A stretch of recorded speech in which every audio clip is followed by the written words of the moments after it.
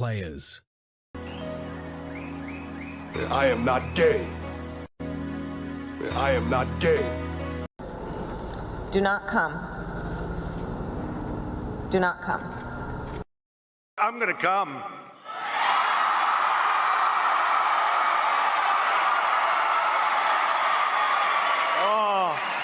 Has she gone or is she here? Kathleen Kennedy's employment status is queer.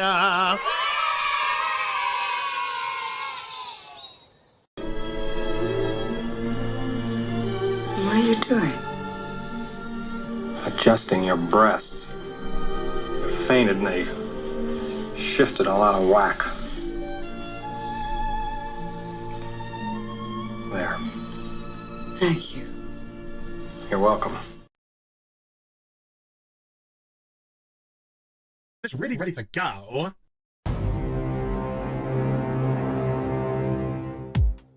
Okay, stuttering!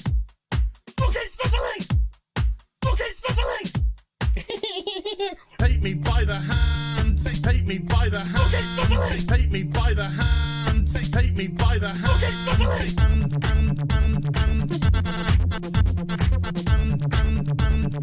He, him, they, them. He, him, they, them. Some people just call me Fluffy. Me by the hand. Ocean man, take me by the hand. Ocean man. What the fuck is he wearing? It's not Halloween. Ocean man, take me by the hand. Ocean man. Okay, stuttering! Ocean man, take me by the hand. Ocean man. My God, have I been mad? Ocean man, take me by the hand. Ocean man. Oh my God, like that. Ocean man, take me by the hand. Ocean man. Hey darling, you can smile more. Ocean man, take me by the hand. Ocean man. That's what we fucking do. It's fuck off! Ooh, take me by the hand. Ooh, Mr. Ocean Man. Ooh, take me by the hand. Ooh, Mr. Ocean Man. Yeah, she is all gangrenous. That's cute, you massive fucking soy cock. He, him, they, them. Superficial bollocks. He, him, they, them. Spider monkey fucker. Some people just call me Fluffy. Holy shit. Yard, yard, yard, yard. It's Captain Gay. Yes, of course it's Captain Gay. Yard, yard, yard, yard, yard, yard, yard. It's really ready to go. Here's some Hollywood horse bitch.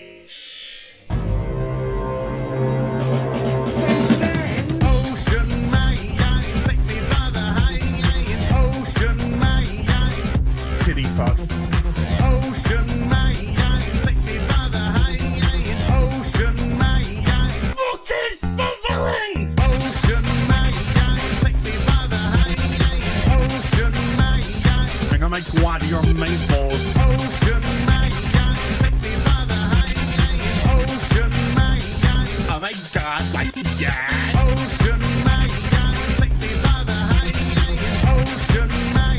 Beat him into submission. Ocean man, take me by the hand. Ocean man. Ocean man, take me by the hand. Ocean man. Yada yada yada yada. Ocean man, take me by the hand. Ocean man. You got me.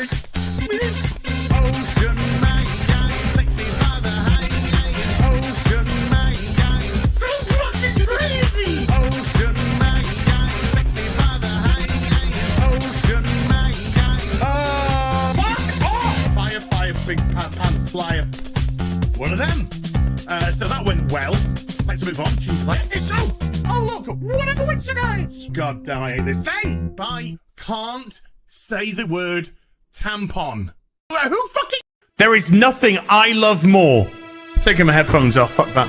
Bethesda. There is nothing I love more than to fire up a brand new RPG, lose myself. Sorry, did you want to get immersed in our world? Yeah, well, guess what? Fucking pronouns! I love nothing more than to be dragged out at every fucking conceivable opportunity so you can fucking current day us. Current fucking day! Fuck off! We can't see past our own fucking reflection. That's the level of our narcissism here at Bethesda. Twat waffle! That's all you fucking are! Twat waffle! Fuck off! Fucking gender ambiguity! Fucking current day Californian shit! Cause that's all we fucking know! Cause we're boring! We're so fucking boring! You're boring! You're fucking dull! You have nothing to say! Fuck your immersion! Guess what? Fucking pronouns! You take everything we love and you just can't help! Shovel your bullshit fucking crap! Ideology into everything! Every single solitary fucking thing!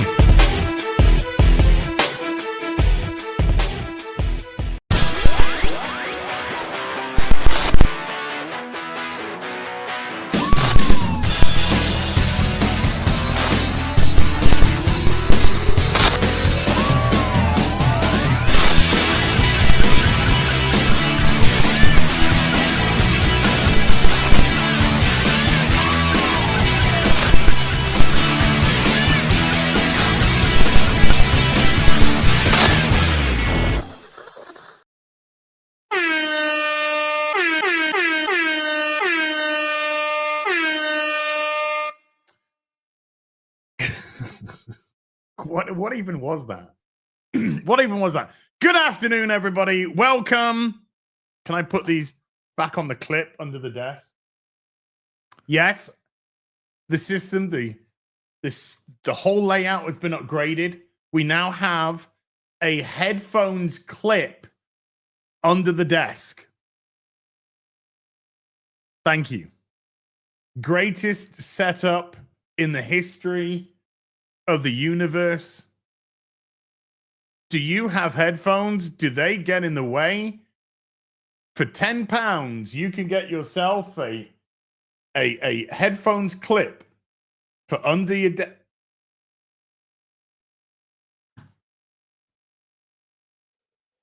I thought Chat's mum was under the desk. Too soon! Chat, I am sad! I am sad.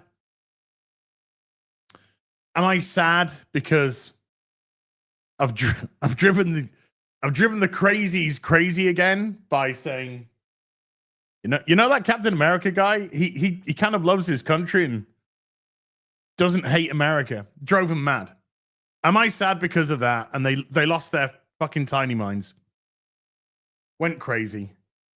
No. Do you know I'm sad? Snivels here. Do you know why I'm sad? You can say this.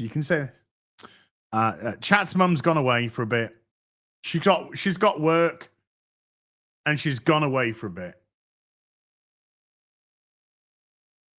So I am Chat's mumsless for a while. No more floor gods presenting me with beverages, hot and cold, and snacks. I've got the male feminist glasses. Male feminist glasses? Are these the male? Sweetheart, these are fucking Hugo Boss. And we all know what Hugo Boss did in the... We all know what Hugo Boss did in the 1930s. I think they're probably, yes. These are more Reich approved glasses, not male feminine. These are great because they can tilt. They can actually tilt, you see, and the arms tilt. These are actually really well designed. Because, you know, I have another pair of glasses from a different. I've got some Ralph Lauren glasses, and let's just say that I love the style of them, but they are I got another set, Jordan, which are Ralph Lauren, and they are nice. They look really good. They feel fragile. I feel like I use them for special occasions because they do feel fragile, whereas these feel more robust.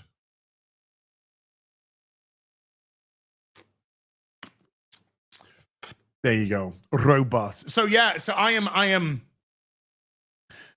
Oh, wait, hold on.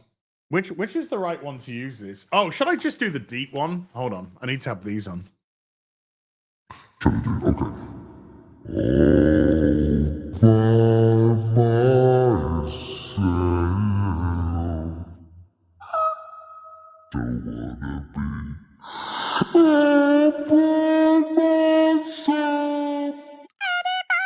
Wait, whoa,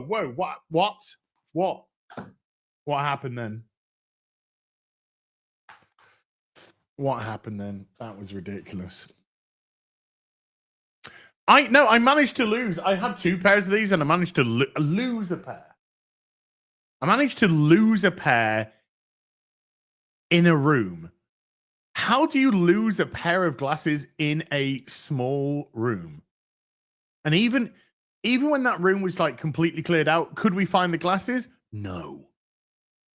What happened to the glasses? What happened to them? They were my DOS pair. Anyway, if you wear glasses, you have a DOS pair. The pair that you throw on and you don't care if you sit down and they go up your asshole. You know, that kind of pair of glasses. Somebody sat on them. I didn't sit on them. And they were my DOS pair because they had been sat upon. And one of the arms had broken, so I'd glued the arm back on, and I glued it on, and it wasn't quite right. So when you put them on, one of them was kind of like that, instead of like that. Anyway, I feel like I've just kind of like appealed to the glass fetish audience. The glasses fetish audience. Now, before we get into some stuff, I have another trans on my desk today.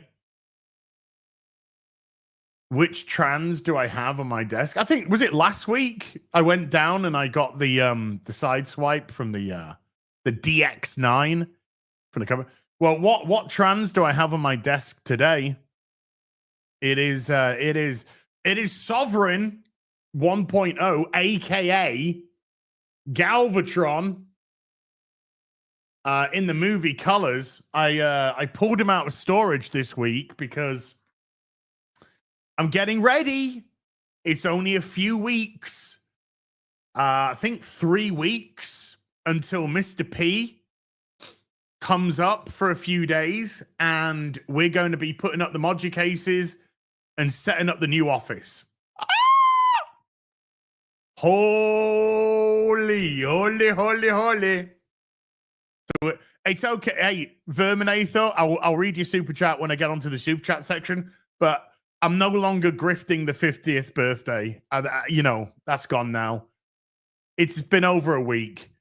Yeah, I mean, I do have the residual 50, but I mean, that's just to remind myself I'm an old. So don't worry about that. The birthday grift's over. I'm on to a new grift. I'll tell you what it is when I've worked it out. Yeah. When I've worked out what that grift's going to be. He's 60 next week. That's not a bad idea. That's not a bad idea. Chat, I was joking. I said that I was 50 last Saturday. Well, guess what? That was a precursor, because this Saturday, I'm actually turning 60. What do you reckon? Do you reckon that can work? Do you reckon that could work? I don't know. We could give it a go. Yeah, so Mr. P's coming up in approximately 3 weeks. We've got 9 DX 120 DF, not DX. DX9 is Sideswipe. Looking pretty good for 70, thank you. But he's really 90, correct. Yeah, so I've got 9.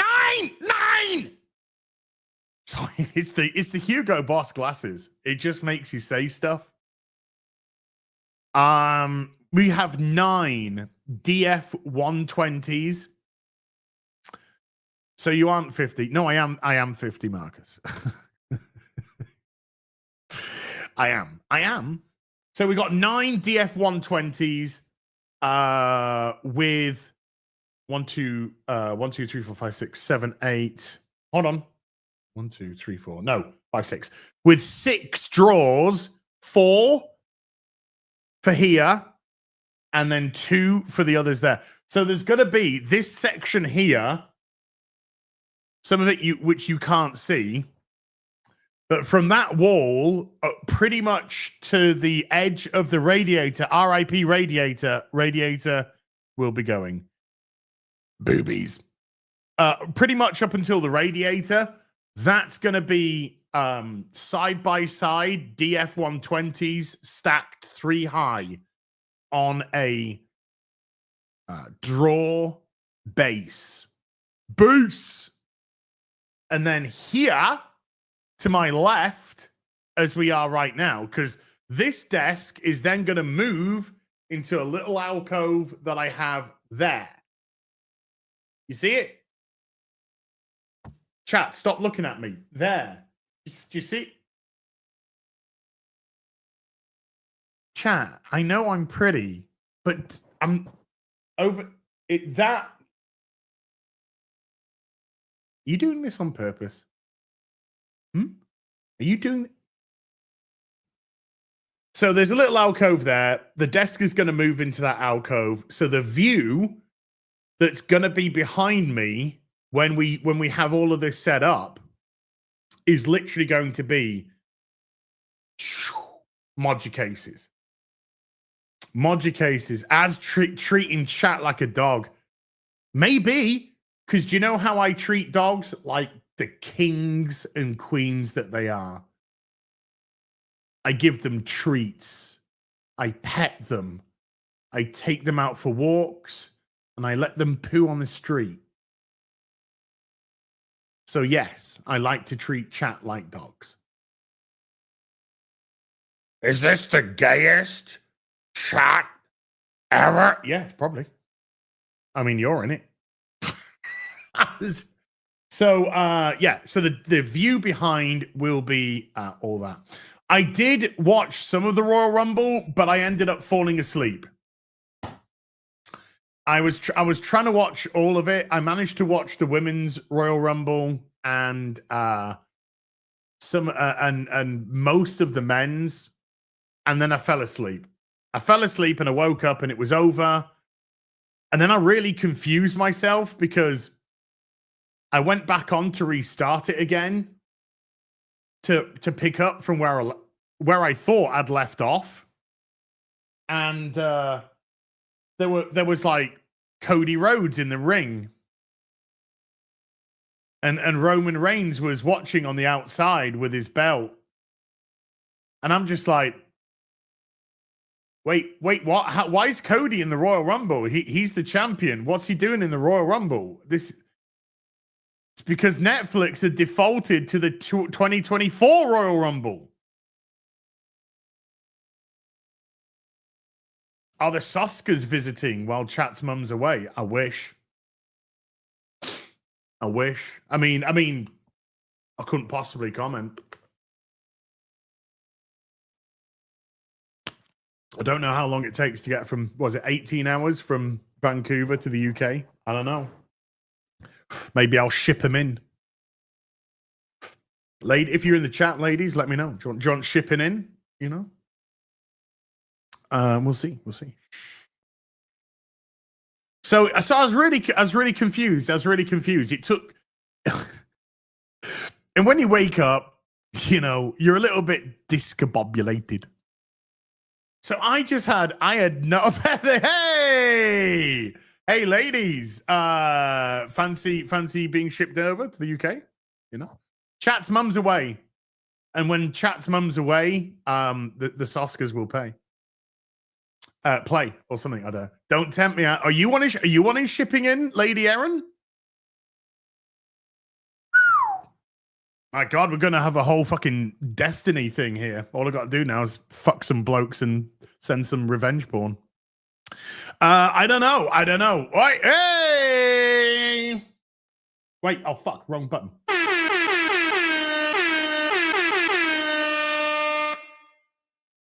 It's happening. I know, get my own little harem, my own little club, you know? It's gonna come out in 6 months to a year. It's all gonna come out.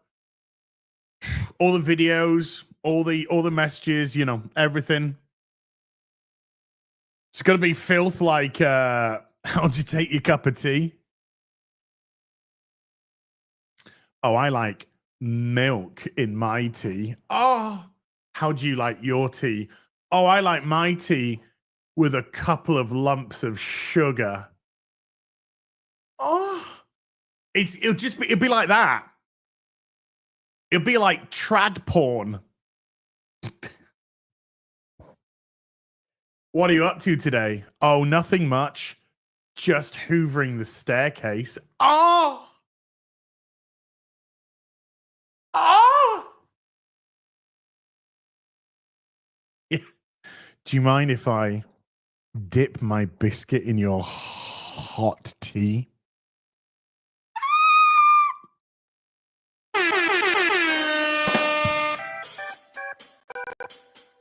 Wait, what the hell did I just press? What the hell did I just press then? What was that?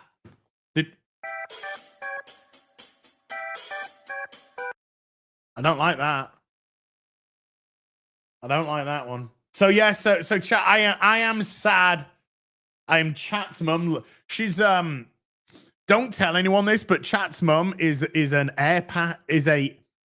airplane crash investigator. So she's currently got a lot of work going on in America right now. Apparently she's going to be busy for months in America. Woo! Sad about seeing. I fell asleep. I fell asleep. The last thing that I remember, I'm trying to remember. The last thing that I remember about the Rumble, is CM Punk was in and Roman Reigns was in. And that was it. That's the last that I can remember is Roman Reigns had just kicked a couple of people out. And that's it. I fell asleep. John Cena was in. And that was it. It can't have been that much left. Logan Paul was not in when I fell asleep. So to say that I missed Logan Paul, that actually makes me pretty happy. Or maybe because you know sometimes like I said, I can't remember the exact moment I fall asleep. Can we? No, of course we can't. So probably what happened is Logan Paul, his music played or whatever, and I just immediately fell the fuck asleep because I couldn't give a fuck about that. For some reason, Az fell asleep watching a woman's sport. Wow.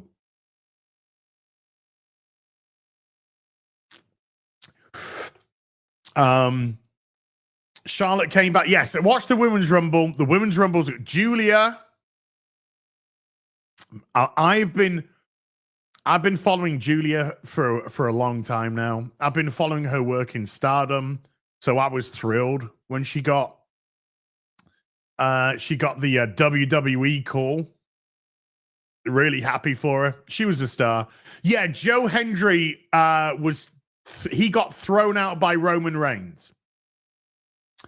I think that's the last thing that I remember is Joe Hendry. So maybe that's why, Joe Hendry gets thrown out. That's it. I'm done. Because I believe in Joe Hendry. But I think that pretty much is the last. But I thought that I actually legit. I thought the Women's Royal Rumble was actually very entertaining. I legitimately thought it was very entertaining. I have seen some Women's Royal Rumbles in my time. And let's just say some of them have been possibly the worst wrestling I've ever seen in my life. But I thought yesterday's female Rumble was actually really good. And this was the first WWE pay-per-view I'd watched since WrestleMania of last year. And WrestleMania of last year was the first WWE pay-per-view that I'd watched in 6 or 7 years. Yeah, I agree. I agree, Soskers. I actually thought that the female Rumble was more entertaining than the male Rumble this year. Although Penta was fantastic. Penta and Rey Mysterio were awesome. They were absolutely awesome. And Penta is going to be a huge star.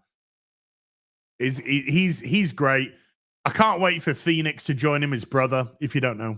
I can't wait for his brother to eventually join him when his AEW contract finally runs out.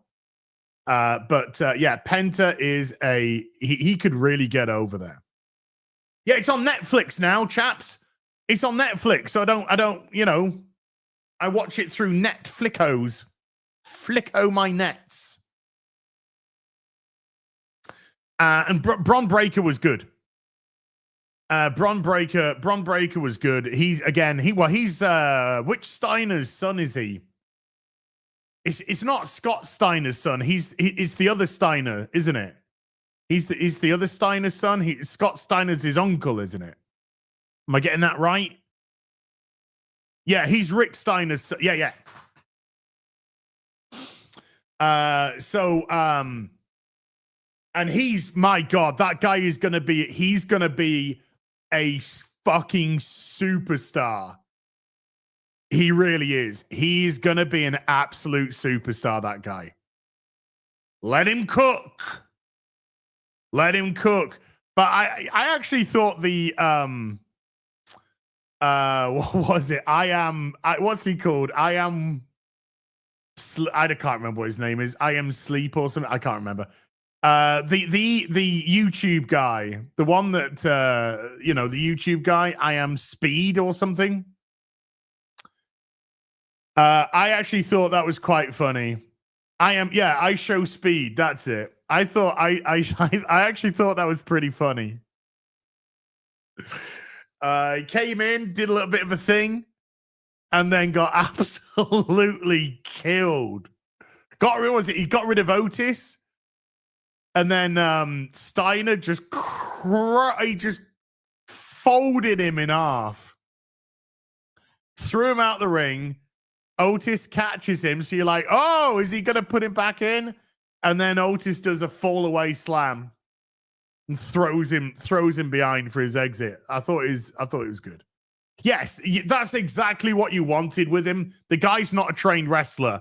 You don't want him in the ring for more than 60 seconds, So he came in, he did a nice little flip. He's got good cardio, and then you throw him out. Perfect. Exactly what you should do. Exactly what you should do. Was great. Oh my God, did you hear the pop Alexa Bliss got?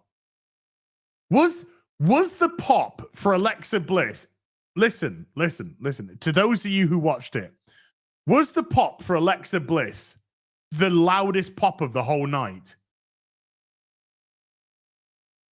To me, it sounded like the loudest pop of the whole night was that Alexa Bliss return. It was huge. Like, huge. You know, and even when Trish came in, Trish got a good pop, and Charlotte came in, she got a good pop, but Alexa Bliss's pop was huge. It was like Roman Reigns level of pop there. So I think she got the biggest pop of the whole night. I like Alexa Bliss. When I used to watch WWE, I didn't really like the main program, so I just tended to watch NXT. And when I was watching NXT, my God, I mean the level of stars that they had on that show, who are pretty much either gone from the company or all in the main roster now. It was immense. And seeing how far she's come in terms of her work, etc., phenomenal. Absolutely phenomenal. So yeah, I think that the women's rumble was actually more entertaining. Yeah, I did see Jacob Fatu. Yeah. There seems to be a lot of hype around the guy. Considering it's the first time I've seen him, I'm only seeing him based on his physical appearance, look, I know I'm built like Jabba the Hutt's long lost brother, but fuck off. But I can only judge him based on his aura. He's got an aura, but physically, I was kind of like, he just kind of looks like a big out of shape guy. So I know if he was to lean up a little bit, if he was to lean up a little bit, then maybe. I know he's Samoan. I know, and I know there's a kind of a build that you have. You know, without being stereotypical, there is a kind of Samoan build. I get it. You know, but you know, when I was watching wrestling, like as a huge fan, you kind of look at him, and then you look at somebody like Umaga, for example, who he's probably related to, I would imagine. So you kind of look like that. He's nowhere near as racist confirmed. Well, we all know that. We all know that. But come on, there is a Samoan build. Come on. So he's typecast? Yeah.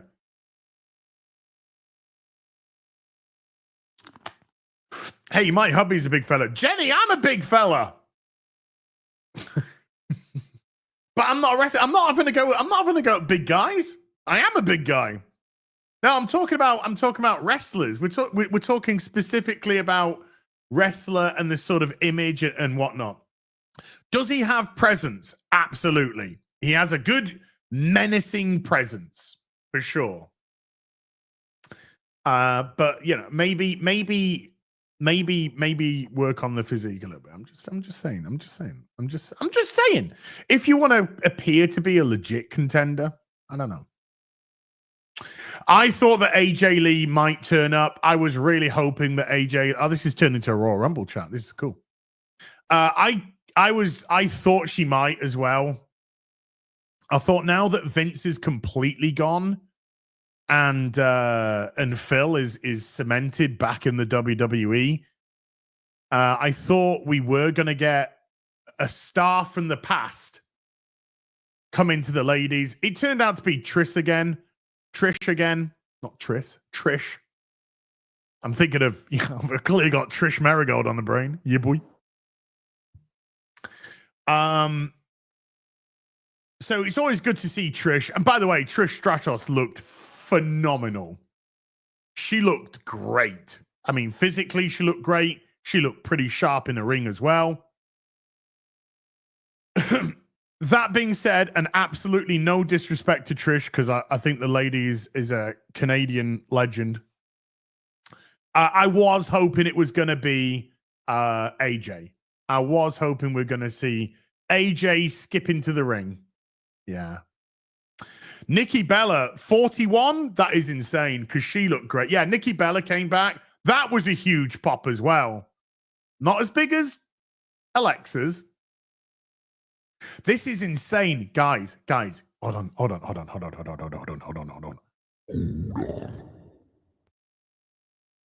We are talking, right? Just go with me. We are talking about the Royal Rumble, right? Yesterday's Royal Rumble. The Royal Rumble, which happened last night.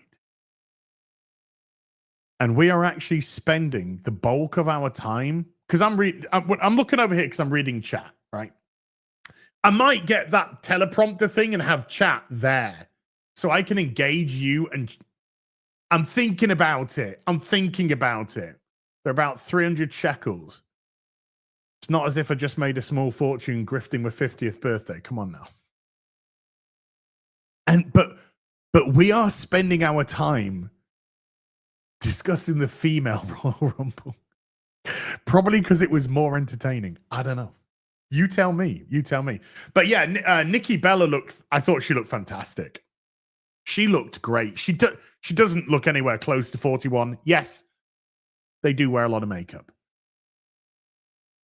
But no, she didn't look close to 41. She looked, she looked really good, Nick. She looked in really good, Nick.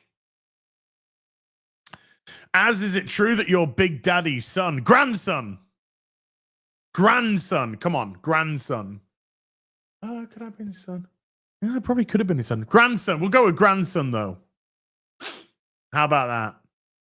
Yeah, I like Lita. I used to like Lita back in the day.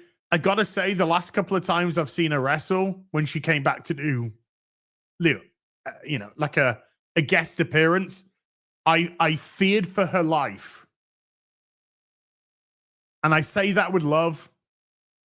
But I feared for her life. I thought she was gonna either kill herself or somebody. Yeah. That Swanton just not working. Not working. As is the Big Show, son. I wish. He's like 7 foot tall, and I'm 5'11". Actually, can we play that game again? I'm actually 182. I'm 182, which is actually 5'11" and a half. 5'11" and a half. 1 more centimeter, and I would have been 6 foot. Just 1 more centimeter.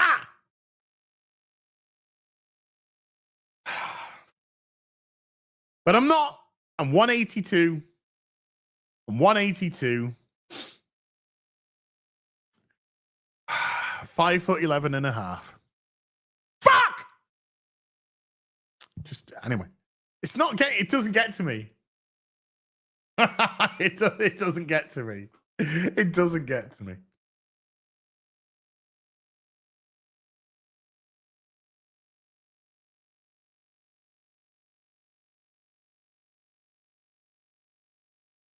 It doesn't get to me. It doesn't get to me. You're 7 foot to me, bruh. Oh man. Yeah, so I think going back to the original thing, I think that Alexa Bliss got the biggest pop of the night. By the way, she looks great. Little Alexa, how tall is she? 5 foot? She's 5 foot, isn't she? She's absolutely tiny. She's like a little thing. Still 0-0. Yeah. Don't worry, Dave. I've got it going. I don't know. I shouldn't say this because I don't want to jinx Palace, but I just got a feeling. that Palace might sneak a win today, and I don't usually say that. She's 5'2". Okay. She's 5'2". Okay.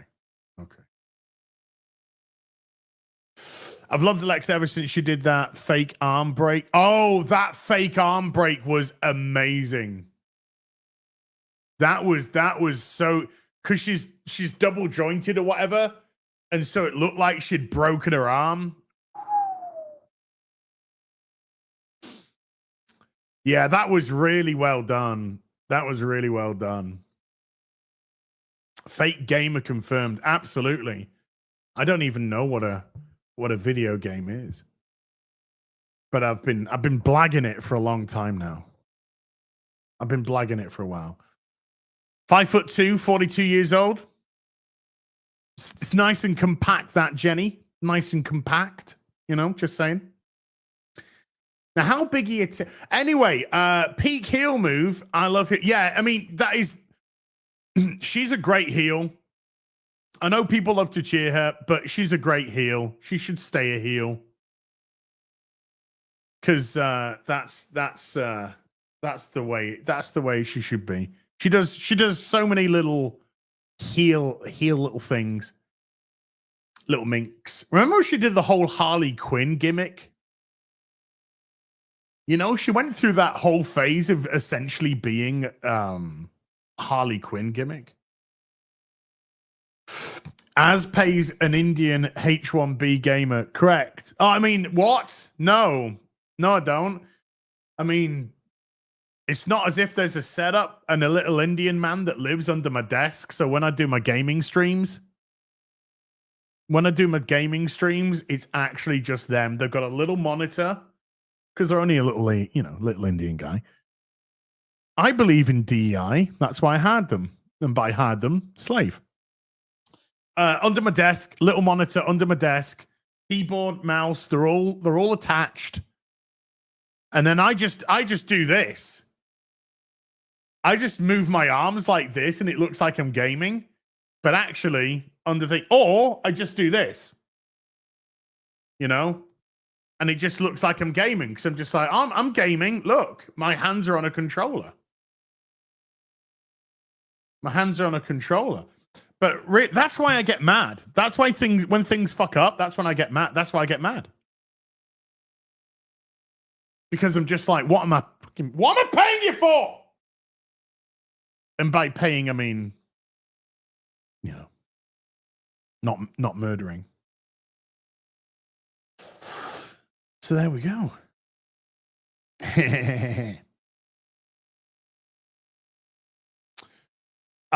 Big shout out to my friend Smurf on Fire, who before the stream, when the stream had about 20, no, was it 20? Yeah, maybe about 20 minutes, even 15 possibly before the stream was meant to start, ran round to my house to help me put some stuff. Well, I mean, when I say help me, I mean he did all the work. I carried one box upstairs. Who helped me put some stuff into the attic, some Lego into the attic. Oh, I'll tell you what Lego just went into the attic. The Eiffel Tower. I took my Lego Eiffel Tower out of storage. It's now in the loft. I'm trying to move all of the Lego out. Eventually, move all of the Lego out of storage. Put it into the attic. The attic is going to be the Lego storage. I'm working on diminishing. Oh, it's huge. The Lego, the box itself is huge and heavy. Giggity. Yeah, Luigi, I got the shadow box. And there's now an acrylic case for it. There's a company that make an acrylic case for the shadow box, which is the Batcave from Batman Returns. I've got an Eiffel Tower in the attic. I know it sounds like a dirty metaphor. I've got an Eiffel Tower in the attic, ladies. I'm dead from the waist down. And yeah, so I'm probably going to build the shadow box, buy the lighting kit for it, then place it into an acrylic and have it mounted on the wall. Bang. I see that, Noons. Fucking Noons. We haven't got to the supers yet, but Noons. Wait.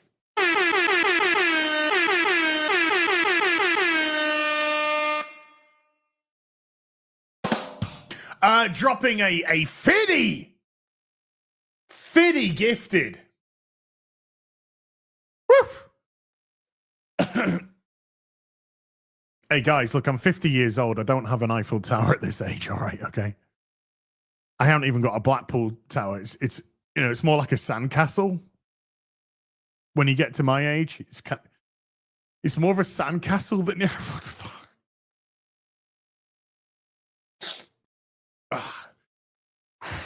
It's just life. It's just life. It's just life. It's just life. Noons. Thank you. 50 bomb. 50 bomb! Dropping in the chat there. Just to let you guys and gals know as well before we carry on. Yes, there is a Sunday Funday. Go back to... Wait.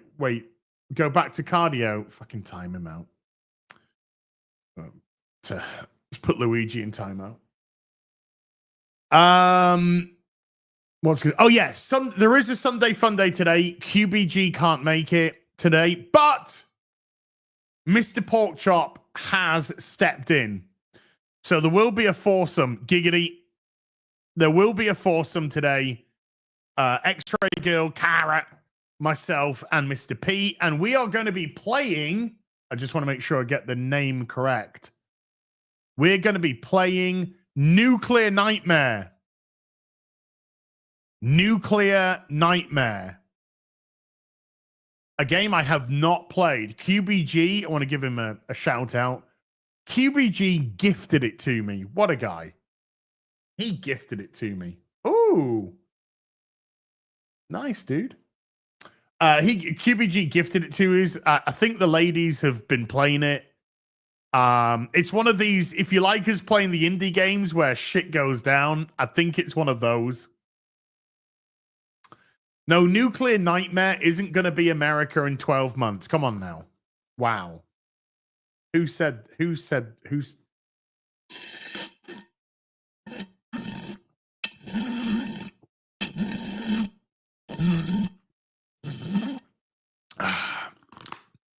It doesn't matter that it's £3.50. It doesn't matter. Do you know what matters? The thought. Because it's the thought that counts.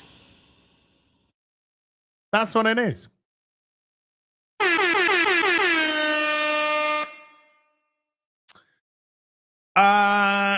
What else? Oh, do we need to? Who won the lady? Charlotte came in. Charlotte won the female rumble, and is it Jimmy Uso?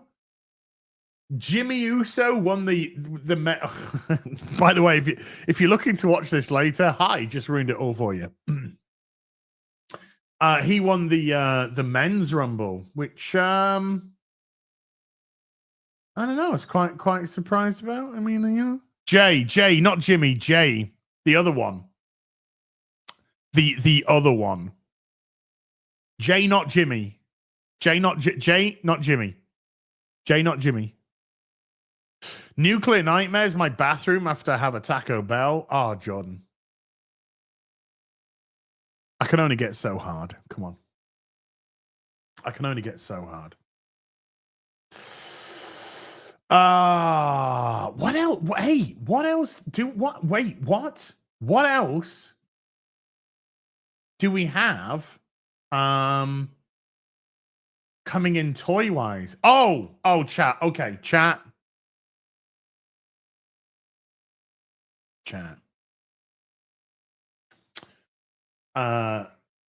Fake gamer here, of course. Fake gamer, fake fake comic book fan. All those boxes full of comics. I haven't read them. I ain't read them. They're just decoration, you know. They're all just tax write-offs. I went out yesterday to drown my sorrows now that Chat's mum's gone.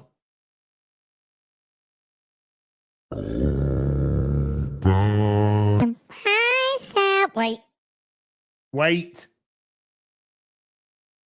I went to a store. specialist store. And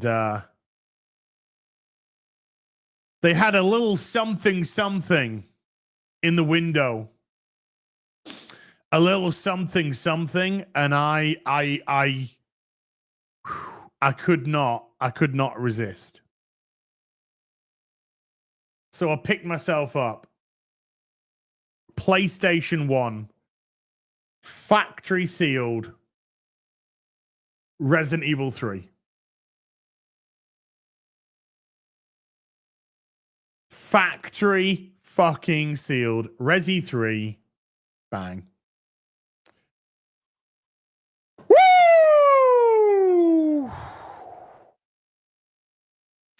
I think we're going to send that off for grading. The disc isn't loose either. The disc is fixed. You know, I've got some beautiful sealed PS1 games. Yeah, I've got sealed copy of Silent Hill, for God's sake. Gotta check for disc rot. No! Boobies. How much? We don't need to talk about that.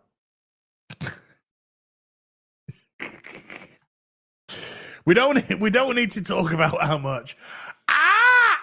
But hey, smash that super chat. No, I'm joking.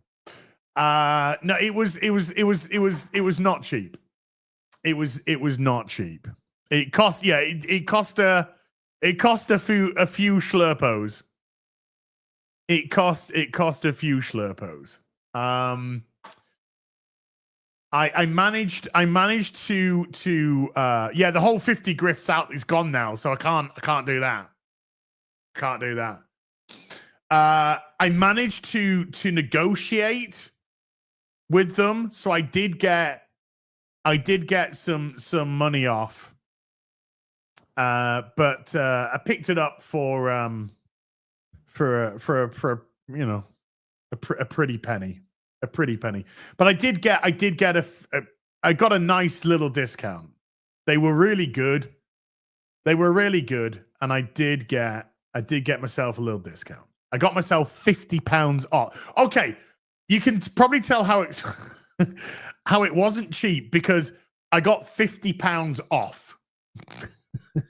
So when they take £50 off, you can work out the rest for yourself. You can work out some stuff from that. I saw somebody said, "Do you have Parasite Eve?" I am on the lookout for a sealed copy, factory sealed copy, good condition, no nicks, no breakages, all that kind of stuff.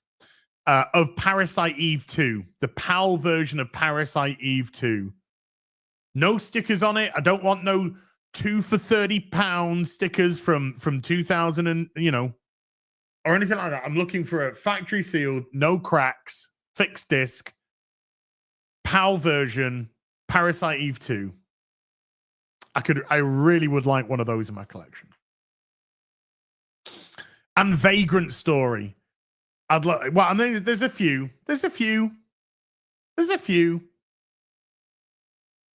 But I've got some great factory sealed games. I've got like I said, I've got Silent Hill factory sealed. Final Fantasy Anthology, Final Fantasy Origins, Siphon Filter 2, Siphon Filter 3, both factory sealed. Tomb Raider 2, Tomb Raider. I wish I had Tomb Raider 2. Tomb Raider 3, Tomb Raider, The Last Revelation, Tomb Raider Chronicles, all factory sealed. Breath of Fire 4, Colin McRae 2.0. Tree Fiddy for Resident Evil. Am I close as? Yeah, not bad. Pretty damn close. Pretty damn close. That's it's a pretty good guess. There or thereabouts. It wasn't cheap. But I think for that, I was happy with that. Huge, you know me. You know me, chat. I know, sorry, Noons. I know. I am talking fucking filthy right now. I should wash my mouth out with soap and water, but closed and you don't play them. Ninny, I have 2 PlayStation I have 2 gaming collections. I have my sealed gaming collection and I have my open gaming collection. The open gaming collection I put into the plastic protections that can open up and you can take them out. The sealed ones go into acrylic cases. So that's that sealed version of Resi 3, for example. Do I have Resi 3 in my collection? Yes, but I have an open one. So I collect twice over, sealed and unsealed. Sealed, obviously, for collection purposes, unsealed. So we can crack them open and play them like the old school games, wonderful games. Thing is, the unsealed ones you can pick up for pretty decent prices, you know? You can pick up the unsealed one for pretty... I'm looking... Batman, well, I am looking to... I'm going to take this the Silent Hill for grading. I'm going to take the Tomb Raiders for grading. The Siphon Filters for grading. Resident Evil for grading. So most of these are going to go for grading. Some of the big ones, they're going to go for grading. I have a beautiful graded Shenmue. I have a beautiful graded Shenmue 85. Graded 85. Grading is a scam. I hear David, I hear you. I know you're not being a poopy pants man. I hear you. I hear exactly what you mean. I get it. You know, some people can say, you know, having comics graded, having video games graded is all a scam. I get what you're saying. I get what you're saying. There is, as a collector, all I can do is speak for myself. There is a certain satisfaction. I mean, ultimately, by the way, this isn't any of these companies' fault that have got the comics done. But what's the difference between a 10 and a 9.8? Or what's the difference between a 10 and a 9.9? Is there really a difference? You know, I could understand if it was 10, 9, 8, 7, 6, kind of like that, or maybe 10. You know. So can you really tell? I bet you probably half of us couldn't. Well, I say half of us, probably 99% of us couldn't. What's the difference between these two comics, and which is the 10 and which is the 9.9? Oh, Belle is here. Yeah, I say I'm all by myself, but my beautiful lady Belle is in the house.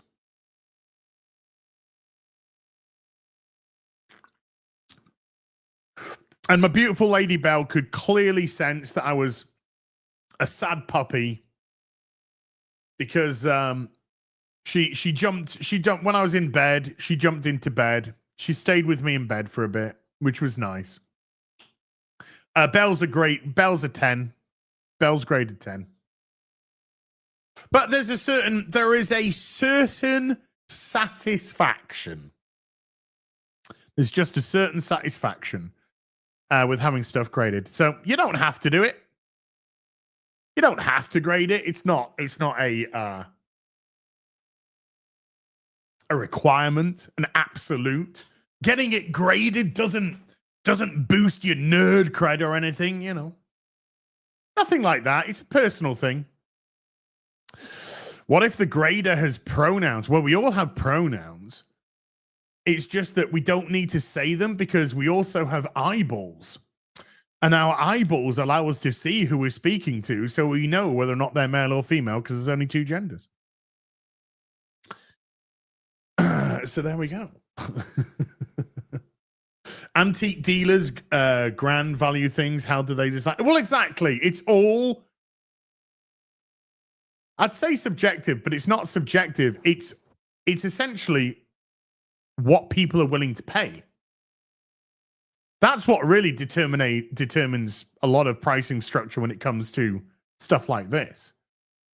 If people are willing to pay, if you're working in antiques and you have a chest of drawers, and you put that chest of drawers up for £1,000, and it stays there, and it stays there, and it stays there, and nobody picks it up, you can ask yourself a question. Do I believe this is worth the craftsmanship, the condition, all that kind of stuff? Do I believe this is worth £1,000 and therefore I'm going to keep it at £1,000?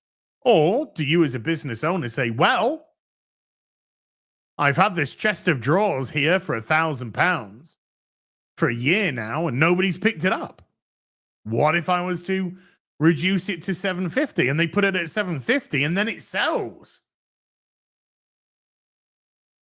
The person who picked it up for $750 believed that it was worth $750. They didn't think it was worth $1,000, but they were happy to pay $750. It's all really about what people are willing to pay. Now there is 100%. That said, I'm now gonna fucking poo-poo my own idea. That said, there's absolutely no disputing that there is also a lot of manipulation as well with the industry. I mean, we've seen it firsthand that the gaming grading industry manipulated the market themselves. They bought a lot of the stuff themselves without people particularly knowing, then graded it, then sold it at high prices. Guess who to? Themselves. They sold it to themselves.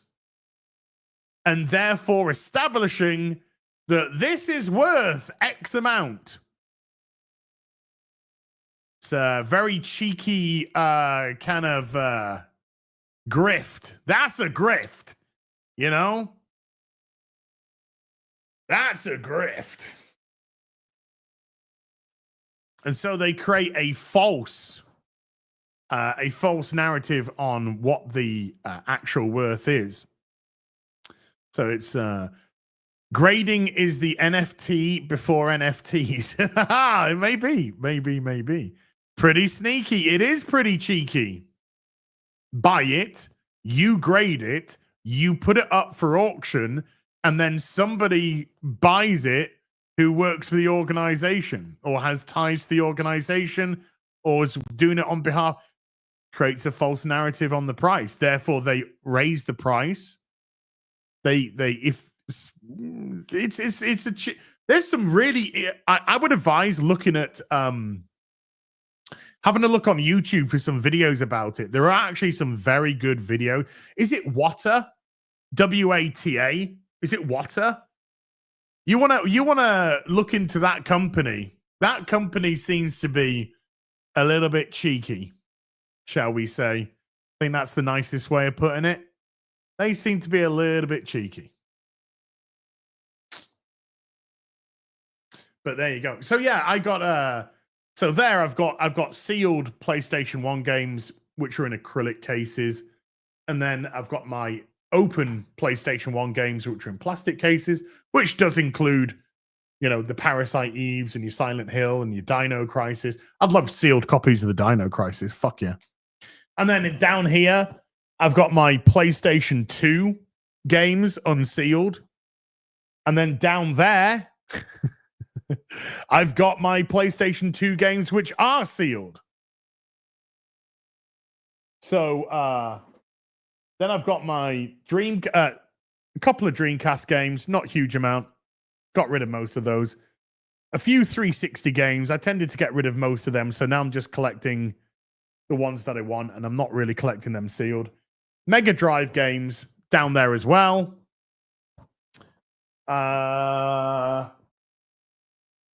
Yeah. All my PlayStation 4 games, they are all boxed up in storage. I got a fucking gazillion of those. And I do have some sealed like 360 collector's editions in storage as well. I've got like Alan Wake, the first Alan Wake game, which is fantastic. The second one, pile of fucking dog shit. But the first Alan Wake game, I do have the collector's edition sealed of that in storage. Yes, I saw that Dino Crisis 1 and 2 are now up on GOG. Shining Force, absolutely. Landstalker, I haven't managed to get a copy of Landstalker. I've got Shining in the Darkness, Shining Force 2, Shining Force, Phantasy Star 4, Phantasy Star 3, Phantasy Star 2, Justice League Task Force, Dungeons and Dragons, Cannon Fodder, Batman Forever, Phantasy Star for the Master System. Whew. Blow Up Doll. Who said blow? Yeah, my Blow Up Doll is great. You know, sealed in mint condition. I don't know. Maybe. So that's good stuff. I've got like I said, I got my graded Shenmue, graded 85. Woof. Yahaha.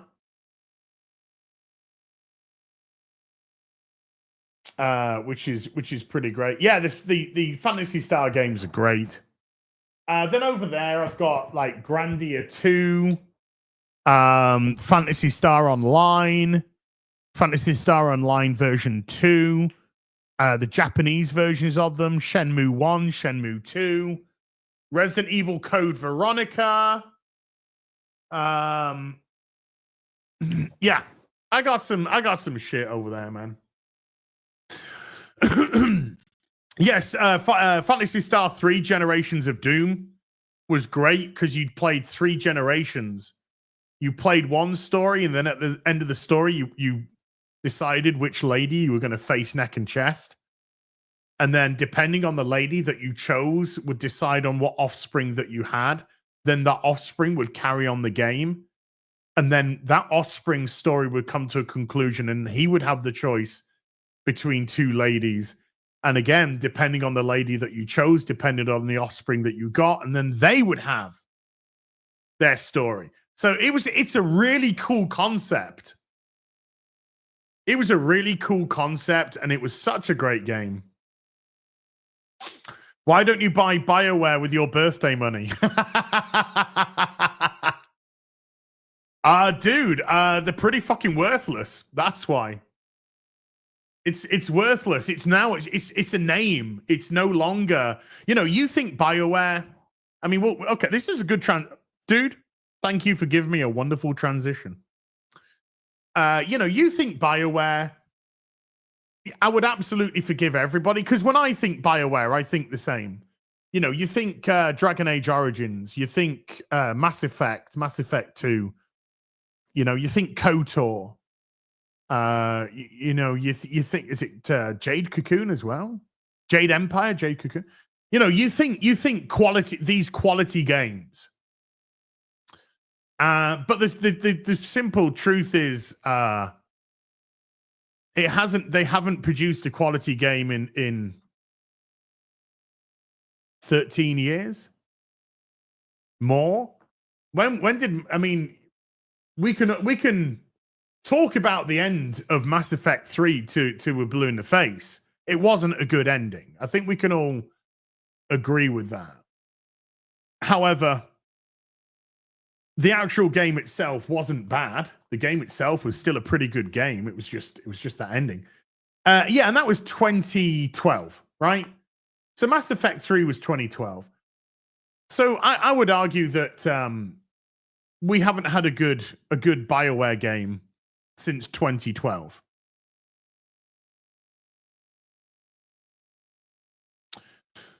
So you had Mass Effect Andromeda, which was a pile of fucking shit. You had Anthem, which was a pile of fucking shit. And then you had Dragon Age, the Veilguard, which was a laughable fucking joke of a piece of shit in that time. Now, the people who worked on the aforementioned games, they've gone from the company. For the most part, they've gone from the company. So the company itself isn't the company that made those games. It's not the same people that made Dragon Age Origins. It's not the same people that made Mass Effect. It's not the same people that made KOTOR. They've gone. And so all that company's left with is its name. And right now it's worthless. It's a worthless name. it means nothing because they haven't produced anything of any worth in 13 years. I mean, quite the contrary. Not only have they not made a great game in 13 years, but they've made terrible games since. I mean, even going back to Mass Effect Andromeda, most of us, if you know, because it's not something which is pretty much on people's minds, but even if you were to think yourself now, what can I remember about Mass Effect Andromeda? You will most likely think about the bugs. You'll most likely think about, my face is tired from, you know, that's what your brain would likely think about. That's the first and foremost, right? They didn't know how to do they didn't know how to use the game engine they were given, and it was terrible. But as somebody who streamed the whole game, I streamed it on Twitch back in the day. It was so much worse than that. It wasn't the bugs. Bugs can be fixed. Yeah, the bugs were terrible. They were hilarious. They spawned some amazing memes. But bugs can be fixed, and games, if bugs are fixed, games can be saved. Ultimately, over time, there's a whole nother debate whether or not that's acceptable. That's a whole nother debate for another time. We won't get into that today, but you know, that's something that can be discussed. But no, the game itself was dreadful. The characters were awful. The dialogue was terrible. The story, I can't even fucking remember what the story was. It was that terrible. I do remember aspects of it which were just laughably bad. Particularly with the Pathfinder's father and that element of it. It was a joke. So even though we most likely just remember the bugs, it was so much worse than that. So much worse than that. Then you had Anthem. And when we saw that E3 snippet of Anthem, it looked like a potentially interesting game. It was kind of like customizable Iron Man, you know? You had these sleek mech suits for your individual person. You could customize them. You have these cool little skills by the looks of it. You're on this dangerous planet. So this snippet that they showed us looked like, okay, this might be something. This could be something. What we didn't know at the time, I mean, you could guess that this was an on the rails created segment. That's what they tend to do. But that's just the way it is. But what we didn't know at the time is that the company had no fucking idea what the game was. They literally had no idea. The amount of money, I dread to think how much money was lost on Anthem. Because the whole process seemed to be an utter disaster. I've done videos on this 2019, for goodness sake. I made videos about this 6 odd years ago. They were conceptually, they had no fucking clue what the game was. They were coming up with ideas. They were scrapping them, coming out with ideas, scrapping them. And then what happens? The staff members find out that they've put together this thing and it's out. And then after they put that out at E3, they went, right, this is what we want the game to be. That was the... What? So then they were trying to get the game going based on that. Based on a premise that they'd created to show off at E3. And so it was put into production. It was rushed. When I say rushed, I mean the whole process took years and years and years. But when they got to that concept, it was just rushed out the door. And it was a disaster.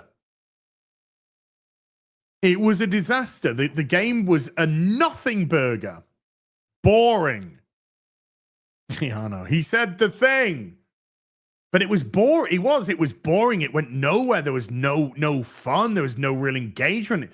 It was just this you're out in a world and you go and you do a bit and a bit and a bit, and then you go back and you maybe do a thing.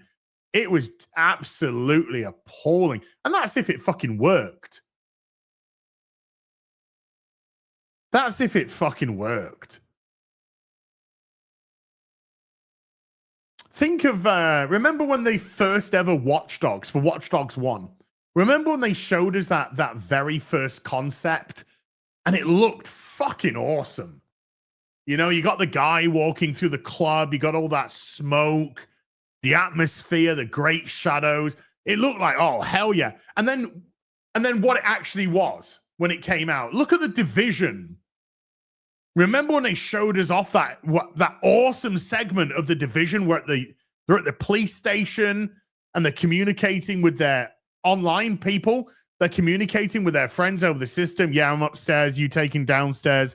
Yeah, I'm engaging here. Oh, we're trying to extract. Oh, we got the... And it just looks so fucking good. And they're shooting the cars and the tires are going out and all this kind of... And then what it actually turned out to be. Because they were literally... How they work, I mean, this is very basic. I mean, I don't know the exact technicalities. I just kind of know the basic. They literally take like a segment of the world and they cut it. They sort of cut it so you can get much better fidelity and stuff like that when you do these segments. So they look way better than they're actually going to be when everything else is added to it. So it was, as was right. Dude. This recent Captain America thing online, what did it end up boiling down to? What did they end up being mad with me actually about when we got to the nooks and crannies of it? Was it because I said Captain America is a patriot, somebody that loves his country, somebody that loved the Constitution of the United States, somebody that believed in we the people? No. Do you know what? Vertical slice. Thank you. They're called vertical slices. Yes. That is the technical term for them. Vertical slices. No, do you know what it ended up being? It ended up being, we're mad because this is the pronoun guy. We're mad because this is the pronoun guy. I am still rent-free in these fucking retards' heads. And of course, one of them had pronouns in their bio. Of course. That's what it ended up boiling down to, folks. It's the pronoun guy.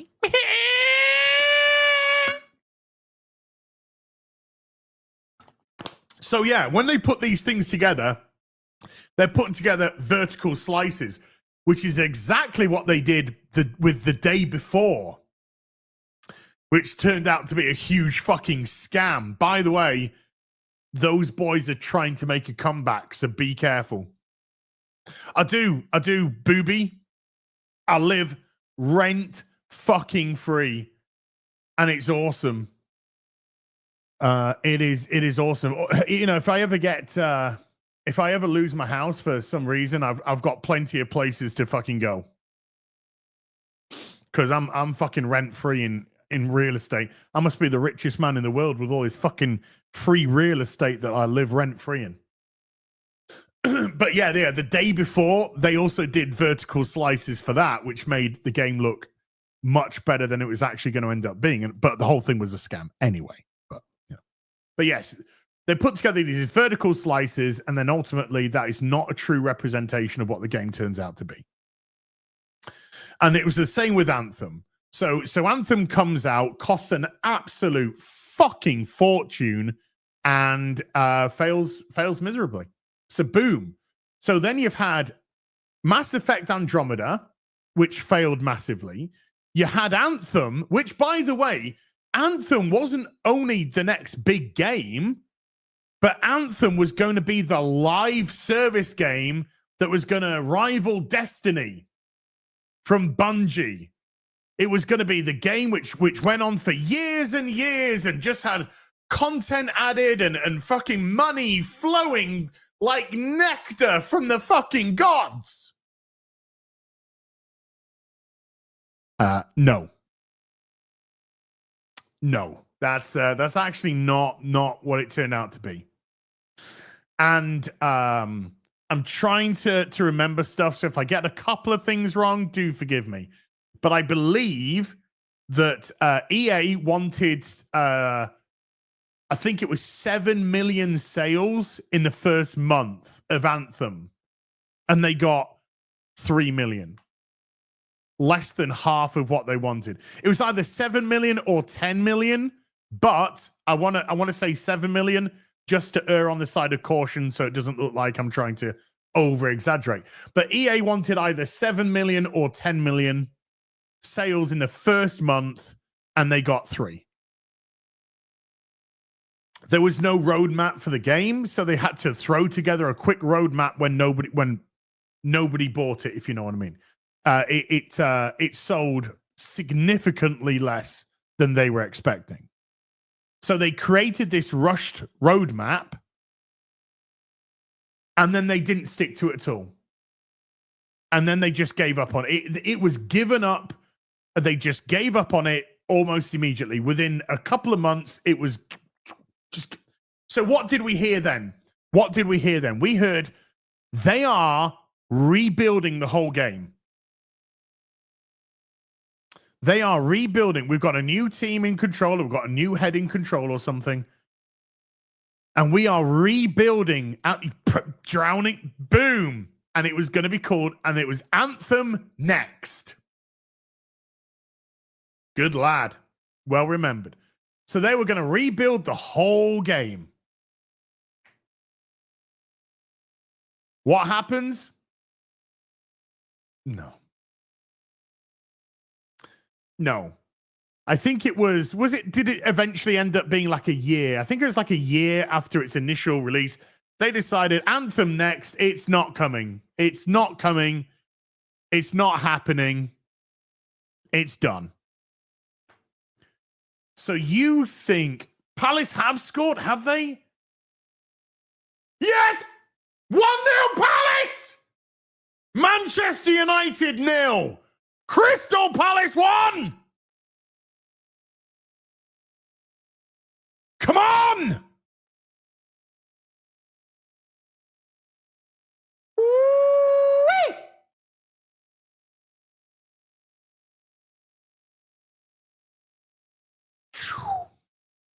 Just saying. So you just have a think, how much money was wasted on that game? How much money was wasted trying to come up with ideas, trying to develop, put together? How many times was that scrapped and redone and scrapped and redone? And then they did the vertical slice. Then they tried to base the game on that vertical slice. Then the game came out. Then it significantly underperformed. Then they tried to rush to do a fix. Then they tried to do the roadmap. Then they tried to do Anthem Next. Then they gave up. How much fucking money from start to finish was lost? You'd have to guess it. Probably at least a couple of $100 million, if not more.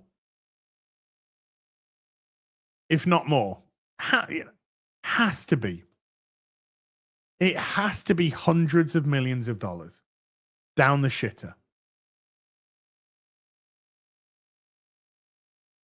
So then what happens? Well, Dragon Age Dreadwolf is tentatively announced. And what happens with Dragon Age Dreadwolf? Well, kind of goes silent for a long time. It's difficult to put criticism onto that because if you're working, good. But people are now concerned. People are now concerned because EA/Bioware, a company under the EA banner, they've had 2 colossal failures with one, their biggest franchise, Mass Effect, and 2, trying to get a brand new IP off the ground. So now, with a lot of these people, by the way, and a lot of people who worked on Anthem, who worked on previous BioWare games, Anthem was the straw that broke the donkey's back for them and they left the company. Quite a few of them during development left the company. So now the Bioware isn't the studio that it used to be. The big hitters who worked on all the good stuff, they're gone. So people are nervous for Dragon Age. There's a silence on it. Nothing's coming out. There's a little bit of a concern. And then what's one of the first pieces of information that comes out about Dreadwolf? Well, they've decided to change direction with the game, and they're now looking at making it a live service game. You fucking what?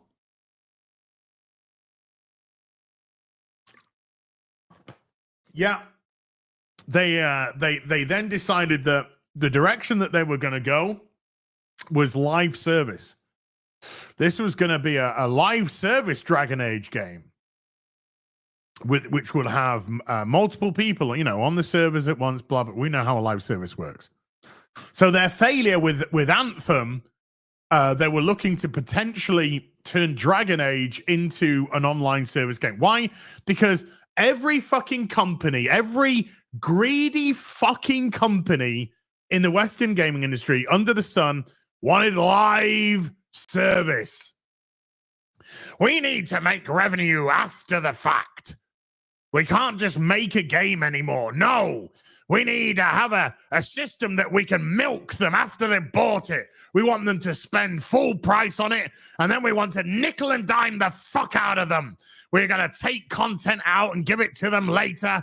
We're going to drip feed these fucking pieces of filth.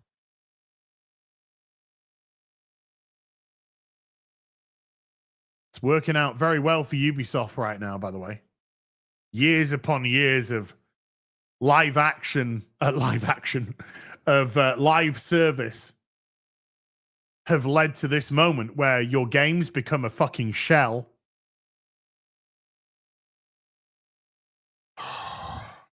And your audience gets diminished. And so instead of making a game to attract a huge audience that you hope are going to enjoy the game, give you the financial stability to go on and make further games, suddenly you're making games for whales. And that's all you're doing. You're making games for whales, for a smaller, much, much smaller minority that are willing to just churn money into your microtransactions and your season passes and all this kind of stuff. So then what happens? Well, Then we discover that actually they've decided to move away from the live service idea, and it's no longer going to be called Dreadwolf, and it's going back to a single player game, and you're going to be a chick with a penis and cut off tits, just like good old Dragon Age. Oh, yeah, and the person who was a dude when they worked on The Sims is now a chick and they're working on this game. Oh. This is sounding optimistic. But what do we see? What do we actually see? Not a lot. We essentially see next to nothing. We don't really get any updates on development. We don't really get any looks at the game, snippets, nothing. And so when they were ready to put together their press packages, which made them play a certain part of the game, by the way, it cut out like all the bullshit, a lot of the bullshit, which is pretty much all the game. What did we get to see? We got to see what IGN released. We got to see what those other companies released. And as I said, based on other people playing, you've got to be careful because you don't know how they're playing in their play style.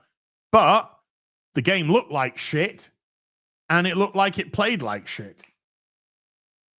So there we go. Check your DM, says Carl House. Let's have... Oh! That's sweet, dude. That's sweet. That's cool.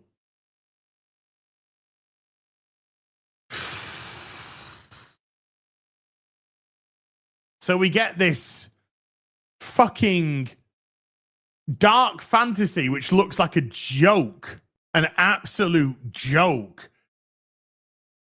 It does. It looks like somebody watched one episode of Critical Role and went to the local geek store. Do you have the latest pack of fantasy cards, please? Well, this is Magic the Gathering. Oh, well, that must be it. I'll take those ones. Can I have the set of Black Lord of the Rings people, please? Here they are. Thank you.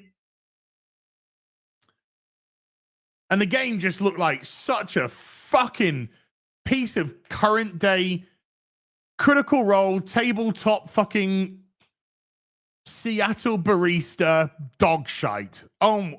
Oh no, and the main character is one of the main companions is a self-insert of the game director that wants to tell everybody that they're trans, wants to base everything around that, because as you all know, folks, whenever you change your identity, the whole fucking world revolves around you and you become the center of the fucking universe.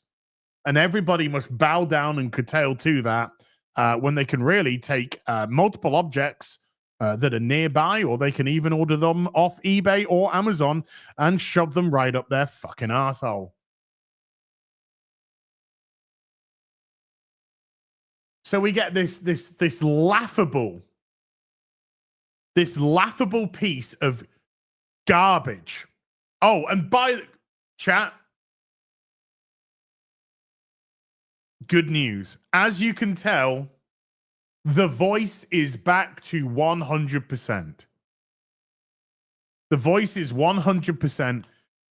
I have started to work back again on my Dragon Age video, the big Dragon Age video that I'm doing.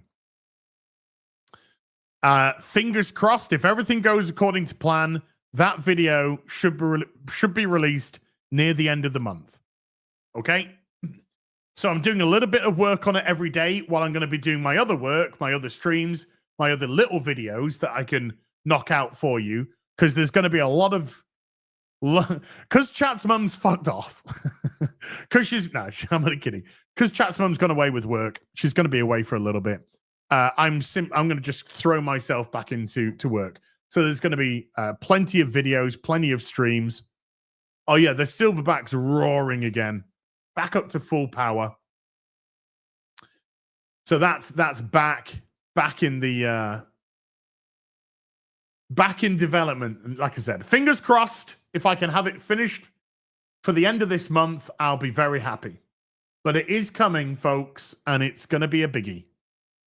It's going to be a biggie. I will probably do a what do they do? You can do the premieres on YouTube. I will probably do a premiere for it because it's going to be, like I said, it's going to be a biggie. Boops. It's going to be a biggie. And I have to do it in snippets and then put the snippets together and all this kind of. It's a big one. It's a big one. Anywho, so yeah, we all saw Dragon Age. If you watch myself play it, if you saw Mauler play it, Metal, Little Platoon. I think I was the only one that carried on and finished it. I think all of the others gave up. But I was so fucked off with this piece of shit. I wanted to see everything. I wanted every single bit of fucking context. I wanted to do every fucking quest that I could possibly do. I wanted to explore every single freaking area. I wanted to do it all. I wanted full fucking context. Because I knew I was going to have a big chat about this game. A big fucking chat. And that's why this huge video is coming. So what happens with Dragon Age the Veilguard? Well, of course we get all the boring shit from the mainstream industry. Oh, transphobes hate the game. Look, I'm not transphobic, right? It's a very dishonest use of the term, right? I'm not scared because number one, 99.9% of the people who claim to be trans aren't. It's all a fucking attention-seeking scam. And it's also a lovely sword and shield for them to hide behind because they lack talent, personality, all that kind of stuff. So there's no phobia about trans people because the vast majority of them aren't even fucking trans in the first place. I've actually worked with trans people before, which is more than half the fucking people who have ever done that. And these are people who just want to exist. They just want a little bit of dignity, you know, because they understand that they're not what they want to be. So there's a huge difference between phobia and just I think you're a pieces of fucking shit. Okay, so if we can clarify that. So there's no phobia attached because there's no fear. I just think you're fucking morons. I just think you're attention-seeking, narcissistical, talentless, personality-less pieces of shit.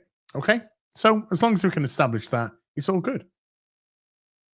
So we have that, and then we get the game director themselves, the man that would be a woman, in the space of a couple of years. Surprise, surprise. It's amazing how they just all seem to sprout up at the same time, you know?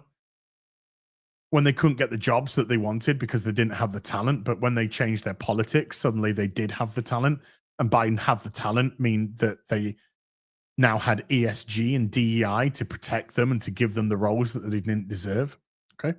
Again, now just establishing that, if that's okay. They blamed the failure of the game on a hate campaign by YouTubers, etc. A hate campaign. Which again makes me ask the question, what exactly are we? People like me, Nerderotic, Critical Drinker, Geeks and Gamers Crew, etc. What exactly are we? Are we the vocal minority to be ignored? Or are we so influential that video buyers or stream buyers can determine what millions of fucking people do with their purses and wallets? What exactly are we? Are we the vocal, nasty, minority, poopy pants guys? Oh, they just need to be ignored. They just need to crawl into a corner and die. Are we those? Or are we the huge fucking Nostradamuses of our day? Are we the fucking Iagos to your Othello? What exactly are we? Can we influence the fucking world like governments can fucking manipulate the people? What exactly are we? Because we can't be fucking both. We can't be irrelevant, small minority of loud fucking nasty poopy pant peoples, or we can't be a orchestrated campaign which influences millions upon millions of people. It doesn't make sense. It's as if you're too fucking cowardly to take responsibility for your own fucking shite. It's as if you can't cope with the fact that people think that thing that you created was shite. Because I know for a fact I can't influence millions of people, okay? That's just an impossibility. I don't have the reach. I have 380-odd thousand subscribers on YouTube. I have about 65,000 followers on TwitTwat and about 15,000 followers on Instagram. I cannot influence millions upon millions of people. I simply don't have the reach.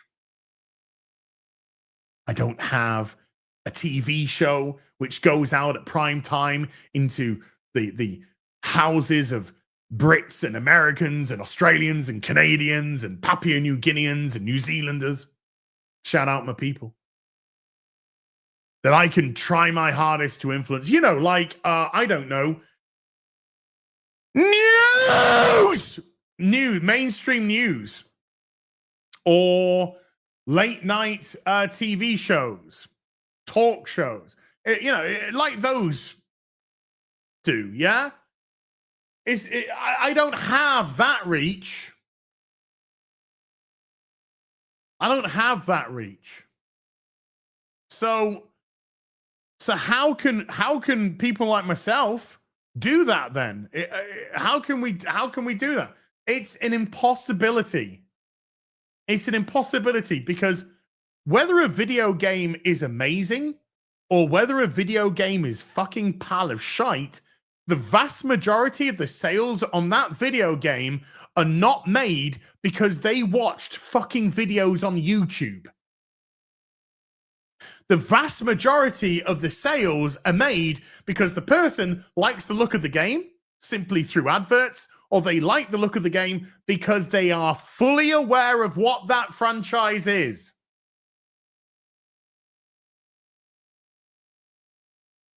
And gamers, they're actually discerning customers, right?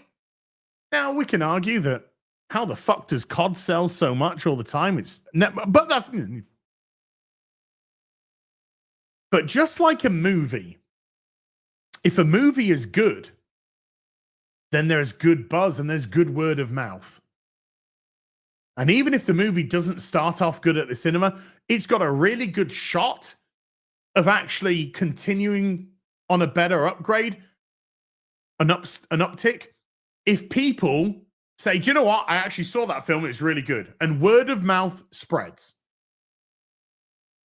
Guardians of the Galaxy 3, a film I thought was mid, didn't get off to a very good start on the opening weekend, mainly because people are so fucking sick and tired of this Marvel crap, but word of mouth was that it was actually a good film. And it got legs. And it ended up doing okay. Ended up doing, at least it made a fucking profit, which is more than 99% of it is. But when a film's terrible, let's say The Marvels, for example, when a movie's absolutely terrible, word of mouth also works against you. Holy shit, that's laughably bad. Holy shit, that's embarrassing. People, because not everybody rushes out on day one to buy your shit. People go, oh.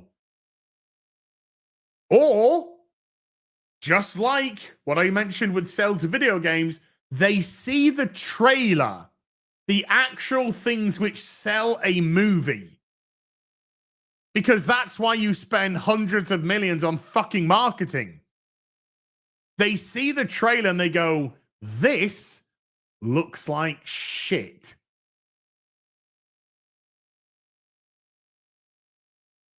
And so they don't turn up to watch it, like with the Marvels. And then the Marvels dies a death. But you could say, come on, Az, the Marvels is an easy target. Okay.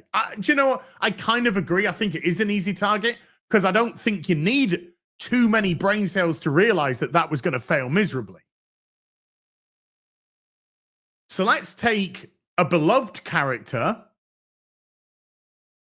like, say, Indiana Jones. And what happens when you fuck up Indiana Jones to a tremendous degree? Well, you get the latest indie movie, and what happens? It comes out and it flops miserably because either A, people see the trailer and they don't fucking like the look of it, or B, word of mouth, when people go, comes out that this movie is actually crap because people talk to people. And so what happens? Indiana Jones and the Dial of Dysentery fails miserably. Is that my fault? Is that Critical Drinkers' fault? Nerdrotic's fault? Geeks and Gamers' fault? Disbrew's fault? No. No.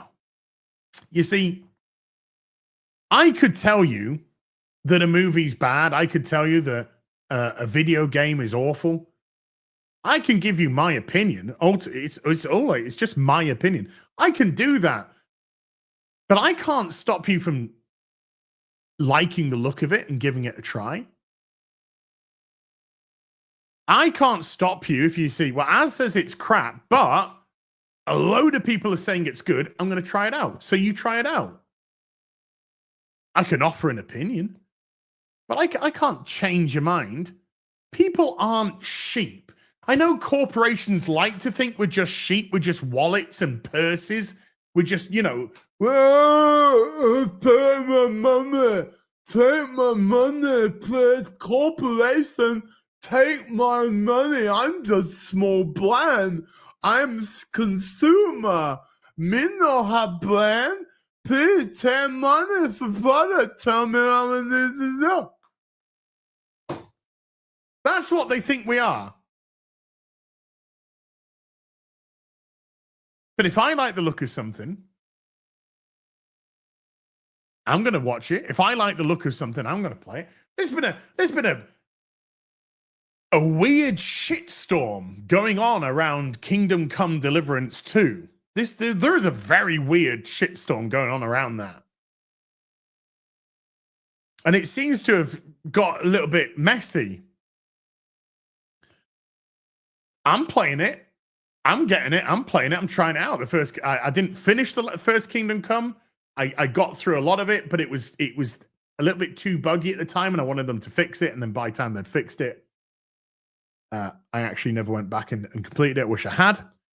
But I played a fair bit of it. I played the first bit of the first Kingdom Come Deliverance game, and I liked it. So I'm giving the second one a try. I'm giving it a go. If I like it, I'm going to say I like it. If I don't like it, I'm going to say I don't like it. But I'm definitely giving it a go.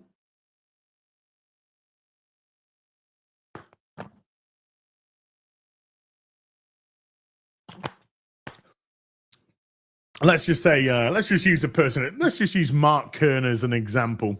Grums. Got a lot of time for Mark Kern. Mark Kern, and I'm not saying he is, but he could say, this game is shite. Or I don't like the look of this game. Okay, that's his opinion. But if I do, I'm still going to fucking try it. Because ultimately, we don't have the power. We don't have the influence. We don't have the whatever, machismo. Let's use a wrestling term. No way. Palace scored again. 2-0 Palace! I told you we were going to win!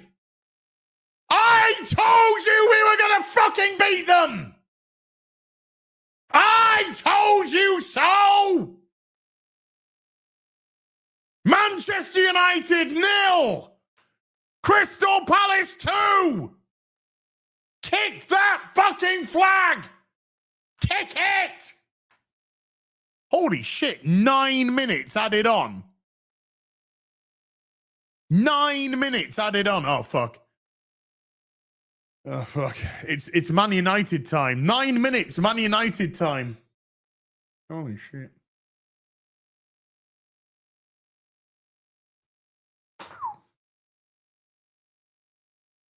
So when a video game or a movie fails disastrously, it's not a campaign.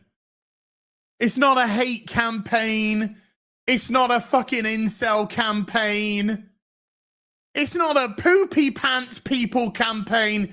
You show your movie, your video game, there's a very good chance it's a fucking pile of shite. And the discerning customer didn't want to part with their money because they didn't think it was worth it, or your company was worth it. Movies. I know, I'm a little bit reserved. So yes, what happened? Well, let's have a look, see, shall we?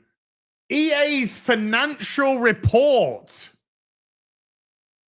Let me read some positives of EA's financial report, okay? The company expects to return to growth in FY financial year 2026.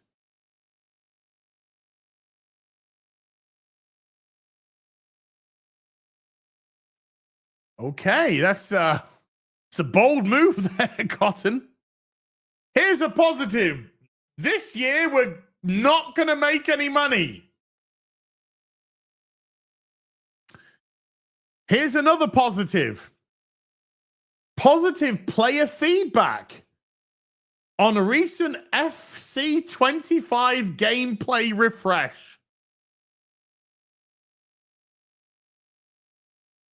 They got some positive feedback on some gameplay. Okay.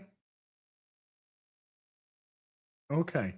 Now let's have a look at the negatives, because there's twice as many negatives. Twice as many negatives as there is positives. Negative. Now listen to the verbiage here, folks. Oh, Liverpool have got the Premier League. Liverpool have got this in the bag. They would have to do something insane to lose this year's Premier League.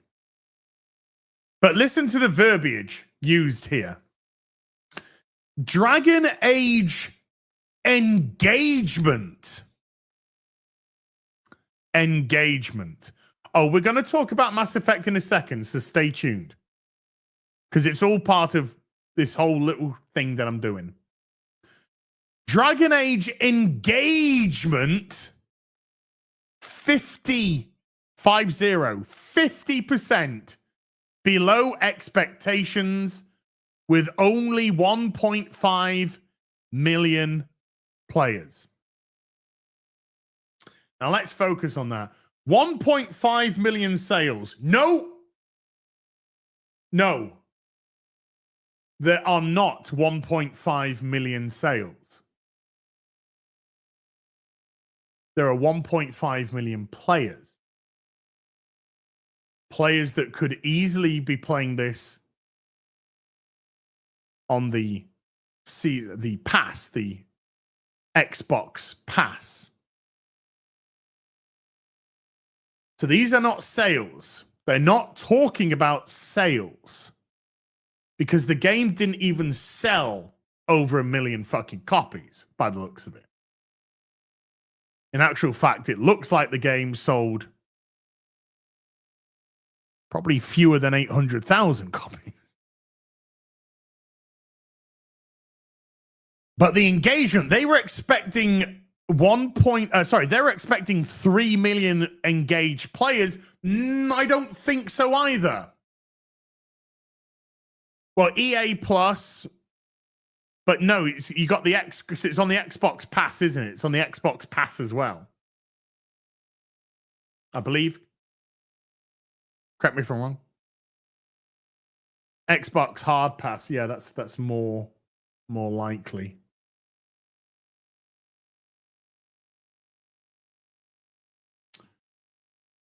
I don't think they were wanting 3 million engaged players. I think they were looking for 3 million sales. That's what I think. We don't know the budget of the game. We can only speculate on the budget of the game. But by the looks of it, the fact that this game has been in development hell, the fact that this game has undergone significant changes in terms of its direction, the likelihood is this is going to cost well in excess of $100 million, and most likely somewhere between $100 to $200 million. Very much so, which, based on that level, means that you really need about 3 million sales to break fucking even on your game. So I don't think they're looking for 3 million engaged players. They were looking for 3 million sales. But they're using their verbiage very, very liberally Yes, I chose that word. They're using their verbiage liberally because this is a financial report and they're trying to minimize the damage.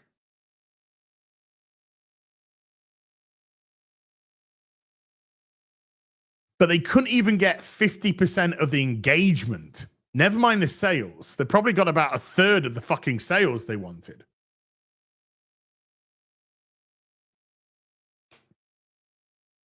Another negative. Global football franchise experiencing mid-single digit decline. Okie dokie.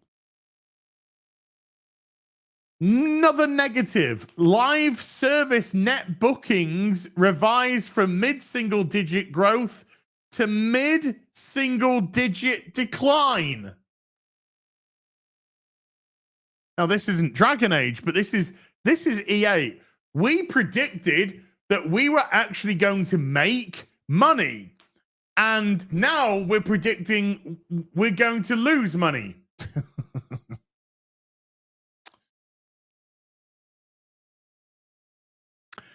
And then finally, downward revision of FY25 financial year outlook. We are not going to make any money. We are not going to make any money this year. Oopsies. Oopsie doopsies. We're not going to make any money. Full time. Final whistle. Manchester United 2. Sorry, Manchester United 0. Ah! Crystal Palace 2. Eagles. Eagles. Glad all over. Yes, we're glad all over. Yeah. Okay. Fuck off, United. Crystal Palace leapfrog past Manchester United in the league. Up to 30 points now. Woo! Come on, my son! I knew last week was a blip in the system. I knew it. I knew it was a blip in the system. Okay, so that was the EA financial report. So what has happened? What has happened because of that financial report? Well,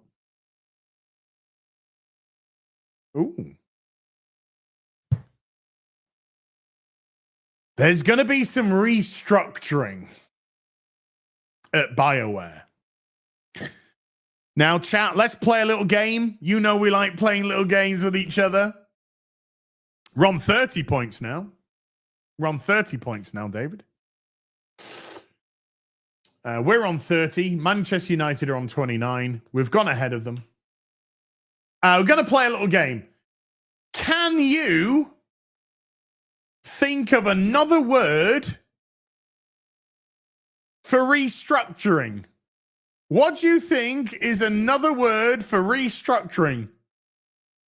Can you think of a word? Just a singular word? I will allow hyphenated. Can you think of another word?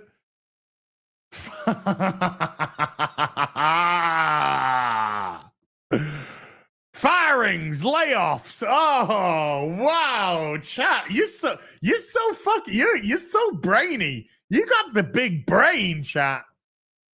You got the big brain.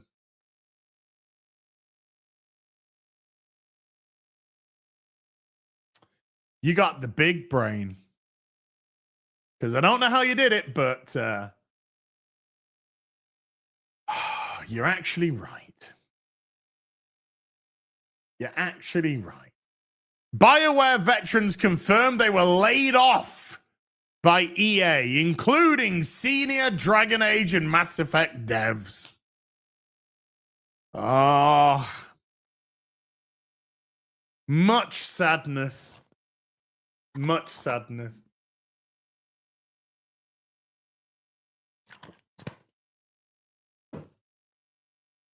EA refused to acknowledge layoffs in yesterday's announcement about Bioware's downsizing, but they're happening.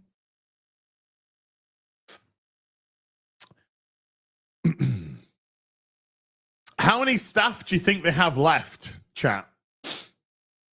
How many staff do you think they have left? Would you care to guesstimate?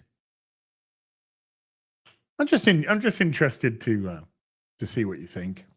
Bearing in mind, this is a company that deals with Mass Effect and Dragon Age, you know, stuff like that. So to give you a legitimate base, Palace did win 2-0, Billy. Yes, sir. Well, according to sources, this is ketchup and mayonnaise.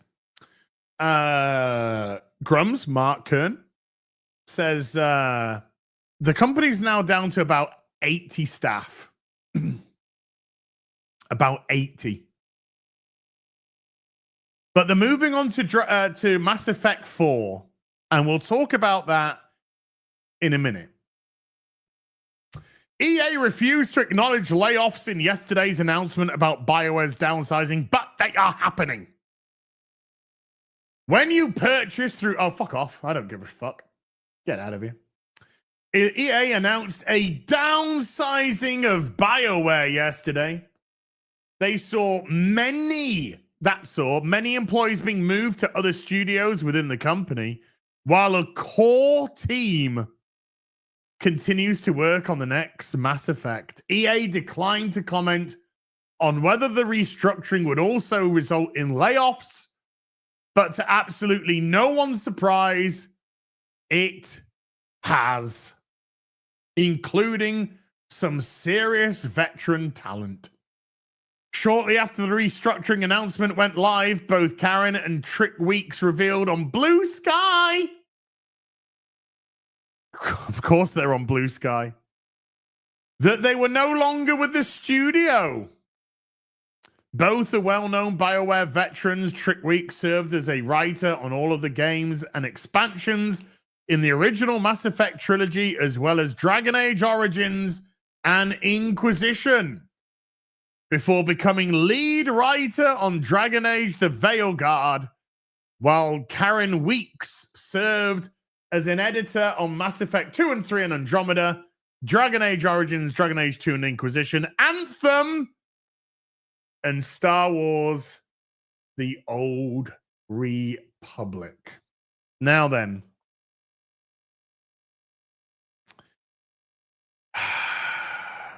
that there's a name which you might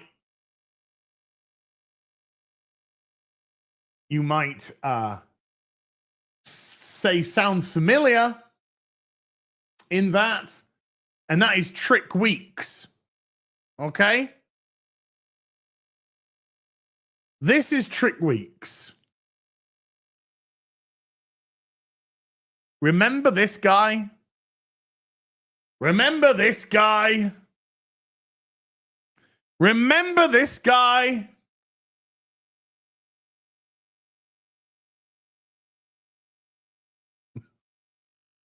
Remember this guy?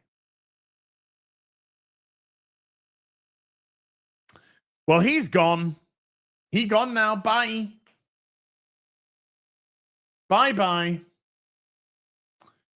Trick Weeks, if you didn't know, guys, he's the married man that to all intents and purposes seemed like a normal married man. And then I don't know what happened, chat. It seems like the world's just such a weird place. They're now a pride flag flying they, them. They're not a pride flag flying they, them with blue hair and blue sky.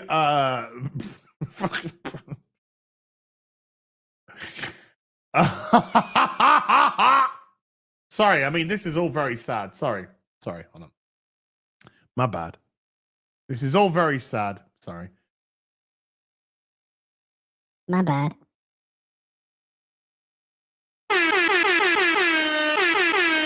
Stop it! Who did that? Also confirming they've been go. Also confirming that they've been go are. It's so good. Well done. Well done. Ryan Cormier, editor. Jennifer Chevalier, a tester. I don't think anyone... I'm not surprised you've gone because nobody fucking tested these games. Daniel Steed, producer. Lynan Anderson, senior product manager. Michelle Flam, system designer. Mad B. Is that your real name? Is that your real name? The layoffs come less than 2 weeks after Dragon Age the Veilguard game director Corinne Bush announced his own departure from Bioware. What? What? What? This is crazy. Corinne Bush has gone? What? Dragon Age the Veilguard game director departs BioWare after 18 years. 14 of them as a man. After EA offered to build a new RP she couldn't turn down.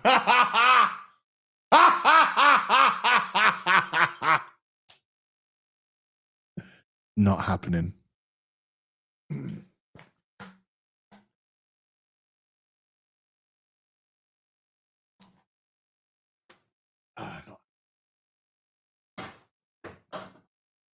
I'm leaving, and I'm leaving because I'm totally making a whole new RPG because EA said, hey, wow, you sold a third of the fucking copies that we wanted because your game's a pile of fucking dog shit. We want you to build a whole new RPG.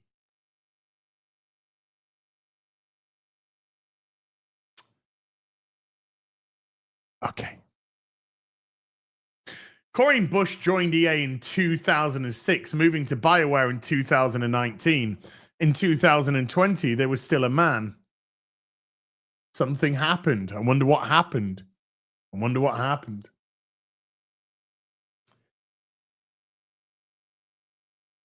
Eurogamer has received a statement from Bush also confirming his departure, which states that he received an offer he couldn't turn down.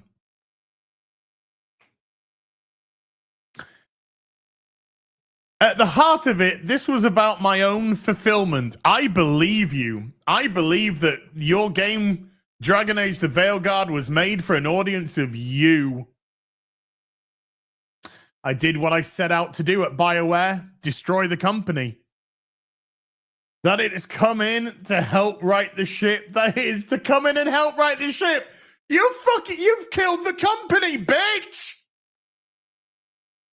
You've killed the company. I love Dragon Age and BioWare, so I decided to make a game that had nothing to do with either of those and destroy it. So the chance to return the game to a proper quality single-player RPG was the privilege of a lifetime. You didn't do that. Which you didn't do. So much gaslighting. So much. As for the new offer, he says that the departure was voluntary. As I've been presented with an opportunity I couldn't turn down. I don't want to say much more right now because it's all fucking made up in my brain. But you can count on it being in the CRPG space. It's a CRPG. Is that a clown RPG? Computer role play. Oh, okay. So they reckon it's a video game. Okay. CRPG? Just say RPG. Whatever. And upholding the traditions of great characters. Oh, wow. Well, this is going to be awkward, Kareen, because traditionally, men aren't women. Okay. Let's switch back again. And just a week after EA said Veilguard had underperformed sales expectations, despite hitting a peak concurrent player count more than 89,000 on Steam alone, which was garbage!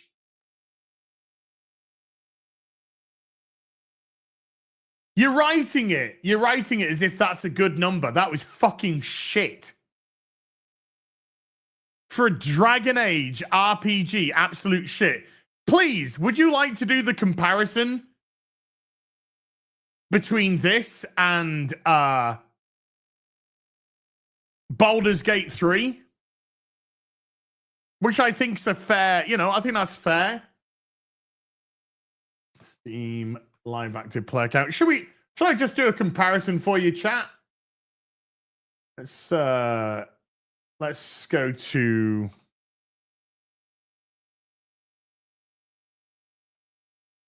have a look. See here. Not that one. That site's crap.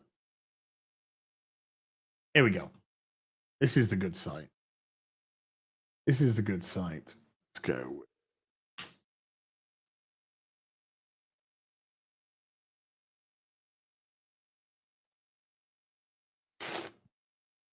Actually, just looking at the live players, I'll probably come across it. Let's have a look. Because I reckon it's still going to be in the... There it is. Fucking hell.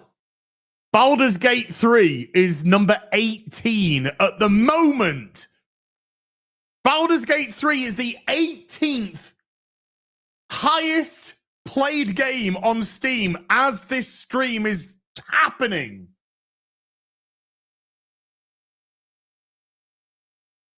Boom. Here it is. And what was its all-time peak? 875,500.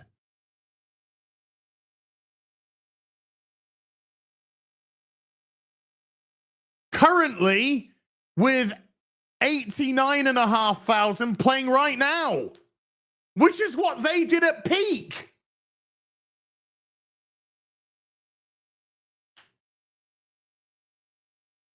And this has been out for over a year. But there you go. That's just the nature of dishonest reporting. That's just the nature of dishonest reporting. A figure good enough to put it in Steam's top 10 for that metric. No.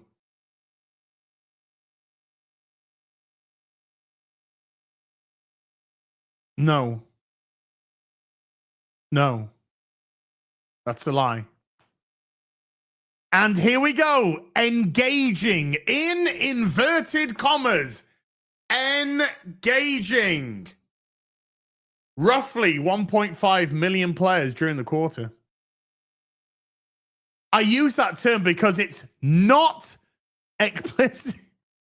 It's not explicitly synonymous with sales.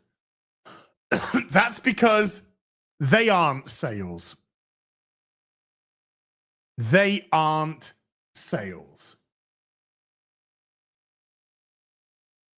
So now let's very briefly, and then we'll get into supers, talk about the next Mass Effect game. So the company's now down to about 80. That's it. Okay. Now, obviously, that doesn't mean that more people can't be brought in as a game develops. But here's the deal with Mass Effect 4. It's in pre-production.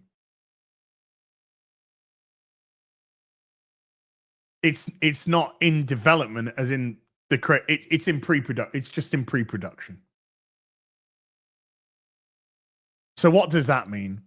Well, it means that Mass Effect 4 will not be coming out this decade. is what it means.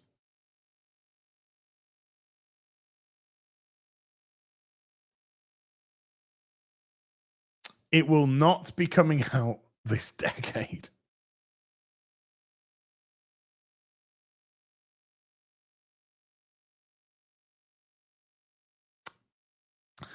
So, if I was a betting man, we know that I'm not. I don't do that. I don't do that stuff. But if I was a betting man,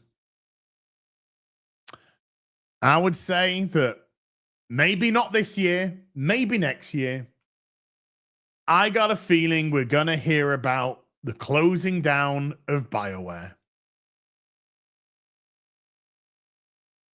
That's what I think is going to happen now. It's might take a little time because they're not going to say anything, but I think either later this year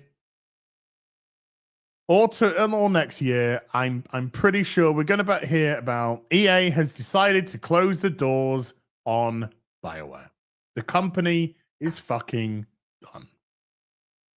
And to the person that said, why don't you use your birthday money to buy it? It's because the company is worthless. It's worthless.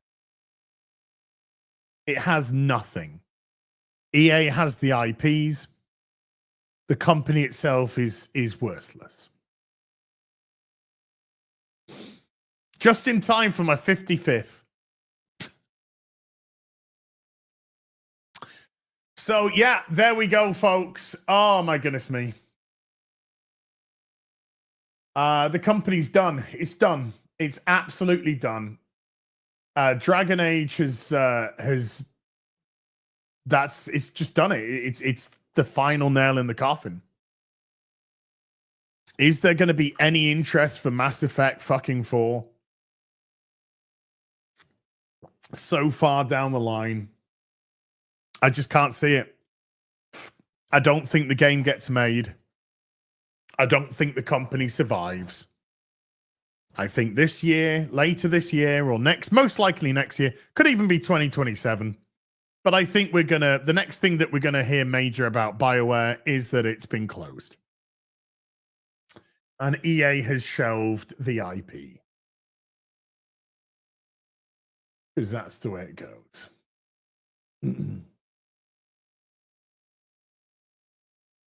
Right, you lovely, beautiful people.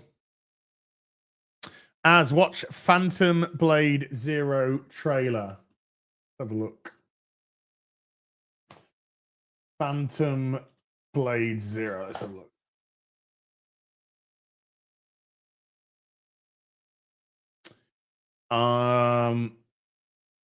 It's a long trailer. Hold on, let me.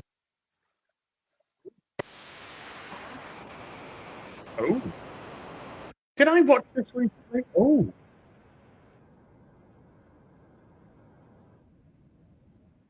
You can hear.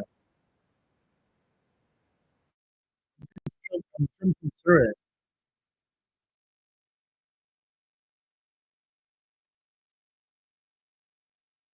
When this looking nice. Yeah, okay, when? It says coming to PS5. Just says coming all over your face, neck, and chest. I'm all muffled. Okay, sorry. I had the Is that better? Does that sound better? Is that better now? Am I okay now? Sorry, I had the trailer on, and it looks good. Way better. Good.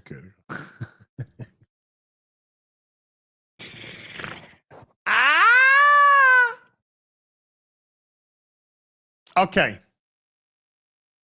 Calioth with a $10 says EA can shutter BioWare, but they kept the core of the problem and reassigned them. They need to Resident Evil that shit. Wonder if we get a Captain America 4 director's cutscene with assassination attempt on President Ford. I don't know.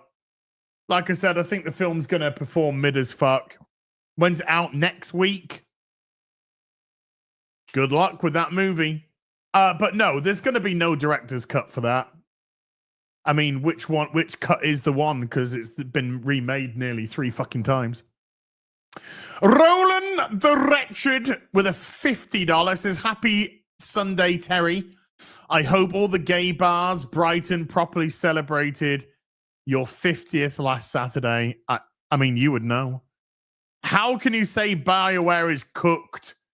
It is the gayest video game ever. It has to be successful, like the gayest Marvel show ever and the gayest Star Wars show ever. Well, as you know, as we just discussed, I hope you like Sunday lunch because its goose is cooked. Its goose is cooked. I'm still under...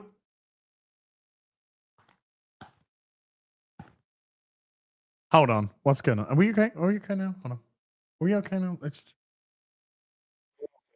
Wait. Hold on.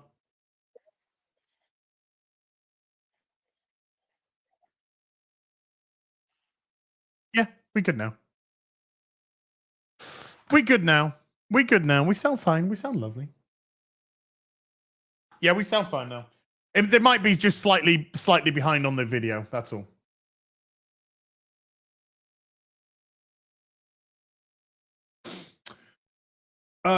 Satan be everywhere, right? Or satin be everywhere. Oof, I'd love some satin sheets.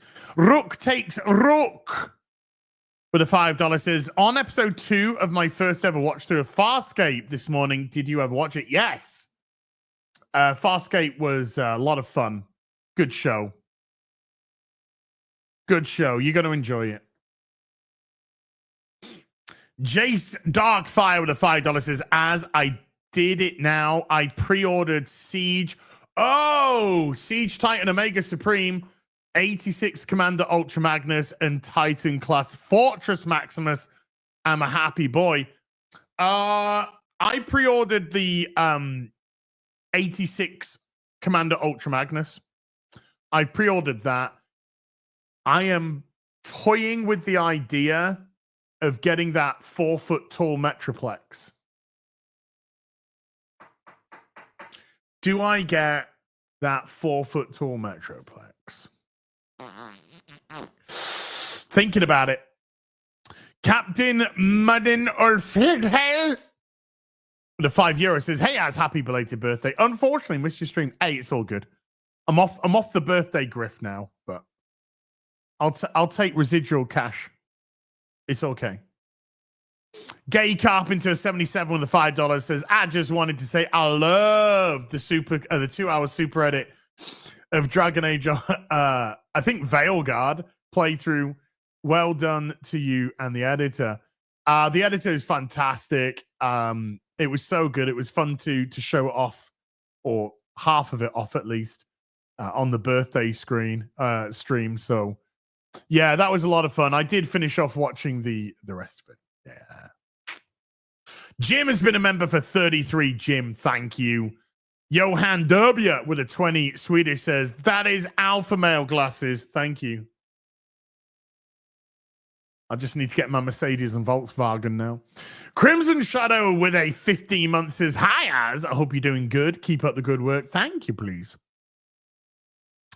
Calioth with a $2 says, are those glasses on holiday in the country? I mean, I guess so.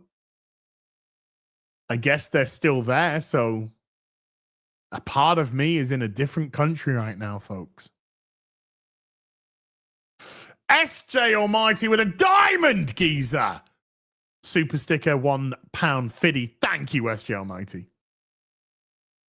Pyro Morpheus with a 8-month says, ain't no sunshine when she's gone. Anyway, Peter Parker is Spider-Man. Steve Rogers is Captain America. The crazies are easy to trigger, aren't they? Oh, yeah, dude. They were trying to play all kinds of gotcha games with me. It was so funny. They were getting so big mad. One of them, like, you know, Chat's mum's gone. She left, ended up leaving yesterday. So we've been spending the last few days trying to spend as much time together with each other. So not exactly paying the huge amounts of attention to social media. And because that post blew up, I mean, I am actually so fucking, how? It's like the mildest fucking take in the world. You know that Captain America guy? He does actually like his country. He does love his country.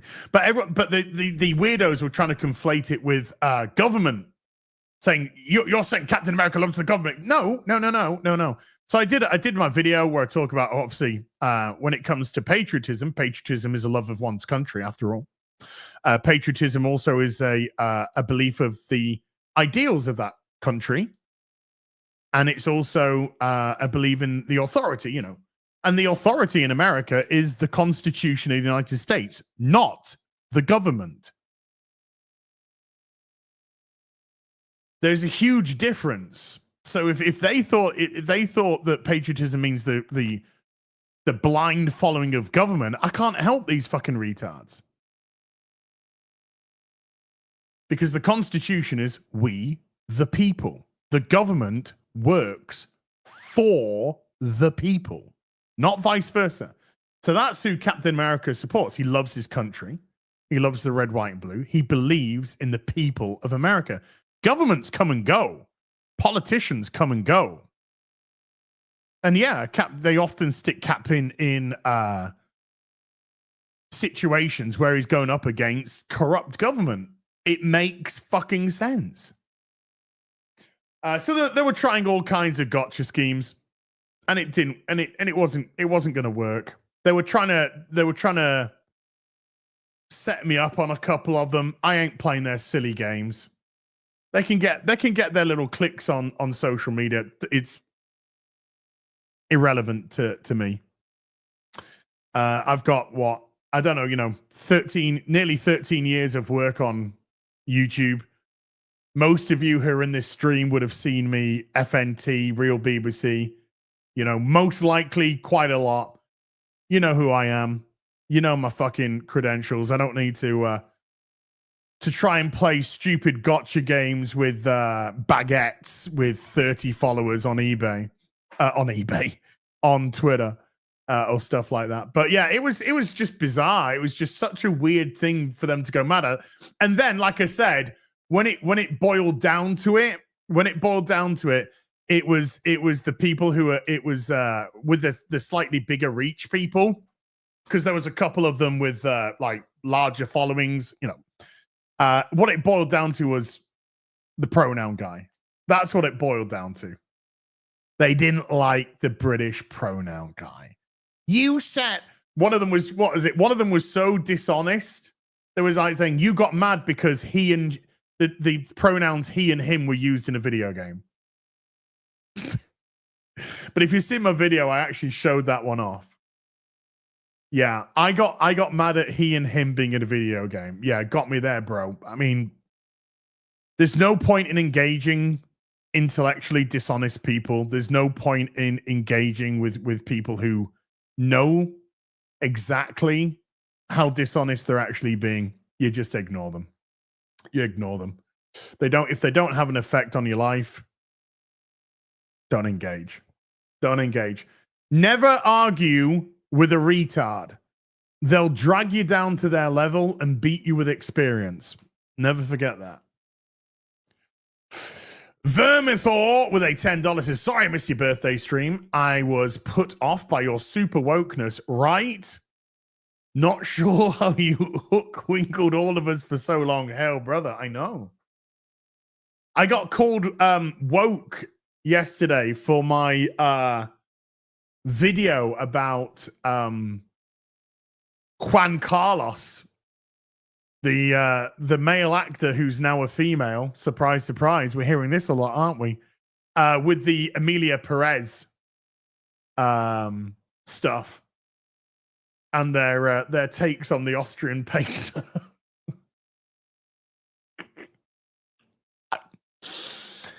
Captain Muddin Fergal. Is it Fergal?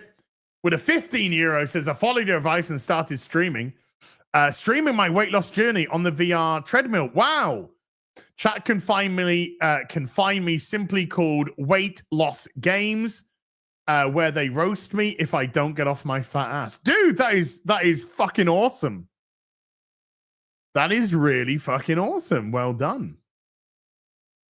GG, man. Members, there is the video. My journey video is coming tomorrow for members only. And I'm having a chat with you, okay? Because, TLDR, but I'll go into it more in that members video, which is going to come tomorrow. But now that Chat's mum's gone away with work, I'm not going to see her for a couple of 3 months now, Chat. She has a very special job. And so I'm just here on my billy until I get to see her next. So it is literally I got a 3 month, not a 3 month journey, but I'm building it now into this increment of 3 months. Okay. So I'm just using that as my launching point. So it's 3 months of hard work, lots of videos, lots of streams, lots of gaming streams, 3 months of great gym, 3 months of great diet. So that's what it's going to boil down to. So I'll go into it more with the members video tomorrow. And it's a members video that's available for all members from low level through to high level. And I'll be kind of going through it all. But essentially, it's like I've got three months to really get my head down and work hard. Babies. And I need your help. I need your drive to get me going. Clive Dashing with a $10 says, for continued support of the Transformers and Lego Fund. Clive, you can fucking come back all day, every day, dude. I mean, anyone who super chats within themselves, thank you so much. Anyone that super chats and tells me to spend it on fucking toys, even better. Jerry Madage with a $2 says, morning, Az. Hope you have a great day and kick ass. I'm having a great day so far. I've thoroughly enjoyed this stream. I've thoroughly enjoyed your company, chat. My football team have kicked ass and won. We've got Sunday Funday to come in an hour and a half. So after this stream, I'm just got a little bit of time to go downstairs, get a little bite to eat, come back up, get ready for part 2 of Sunday. Today's a good day, Joey. Today's a good day. I hope you have a wonderful day too. That's it, Epic Reader. That's a better. I need you to have my back, chat. I need you to have my back. You know, spur me on, motivate me, blow smoke up my ass. Okay, Calioth with a $5 says, as how you taking the Parliament's attempts to force the BBC fee upon all streaming services? Users that cut the cord to fund the BBC. I think it's utter bullshit. That's the loophole that I've used to no longer pay the license fee because I don't watch terrestrial TV and I don't watch satellite TV, which again you have to. I just watch the streaming services, so I watch Amazon, Netflix, YouTube, and that is those are exempt from the license. And so that's how I get it. So they're trying to find ways to force it. Also, they're trying to, if this fails, Calioth, I believe they're also going to try and look to force the license fee into a tax.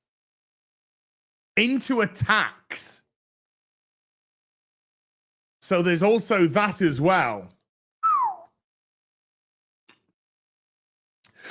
Mohammed, yes, I am definitely looking to get the One Piece Lego sets.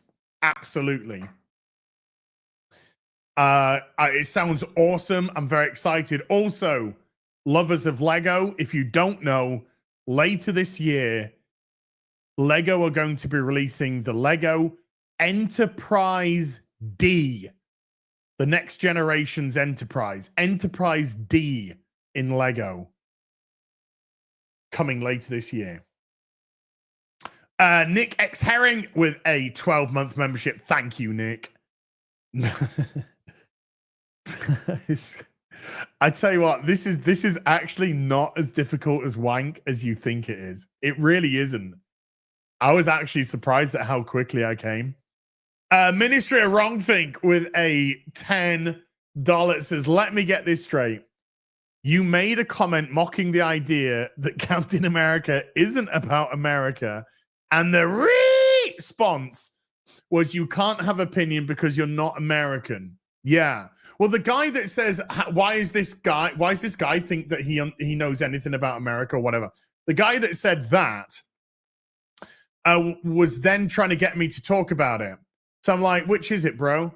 I can't talk about it because I'm British, but now you want me to talk about double, it's all, like I said, it's all dishonest kind of thing. But yeah, they were mad because they confused the word patriotism with government. I mean, okay, I wouldn't myself.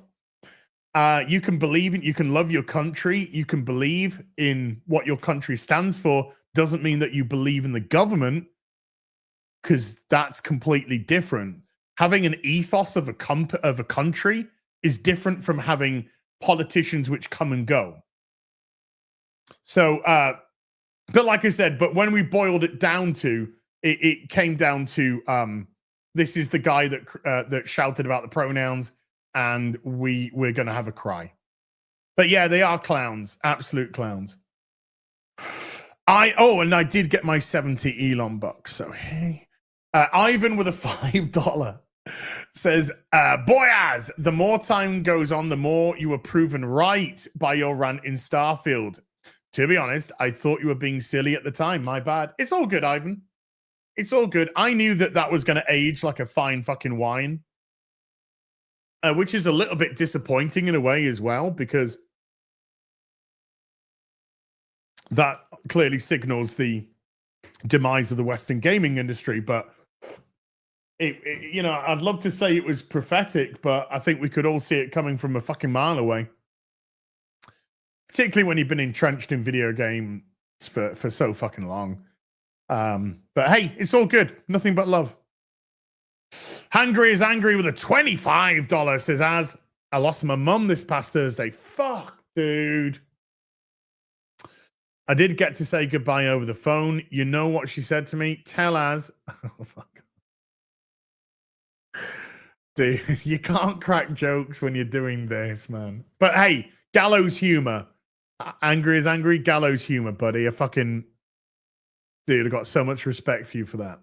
I'll tell Az I'll miss him the most. Oh, well, thanks for helping me get my mind off things. Have a great Sunday. Hey, dude, nothing but love. I really hope that you can just enjoy some wonderful memories. And yeah, can we have some hearts in the chat? But gallows humor is... That's a goodie. That's a goodie. Nothing but love as well, Hangry. Take care, bud. Noons dropping that 50 gifted bomb. Thank you, Noons, so much. That is redonkulous. A beautiful Arabian princess. She gonna take me away from all this one day. She gonna take me all away.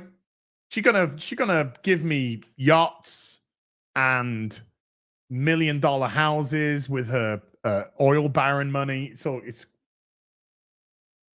Gay Carpenter 77 with a $2 says, I guess it's too late to edit my super DAV. Okay, yeah. I know. I knew what you meant, dude. I knew what you meant. Calioth with a $10 says, Peter proposed a weather reveal cake for Groundhog Day in place of, okay, whatever that is, when cut would show one of two colors, blue or pink. Guess they needed it. Peter a fucking retarded dude. They'd say the most retarded things. It is all about attention. Fuck Peter. They kill more animals than fucking abusers do. Hurts Donut Saying thank you for the extra membership there from Noon. So yeah, nice one. Lady Lil Page with the 10 euros says, hi, as always, admire of your work. Patiently waiting for that Veilguard vid of yours. It, like I said, fingers crossed, end of this month. Now that the voice is 100% back, it's at full pace. When I talk throughout the day, it doesn't diminish or anything like that. So we are back now, baby. We can actually get on and do some good work. Did you see an interview with CI Games CEO Marek Tominsky?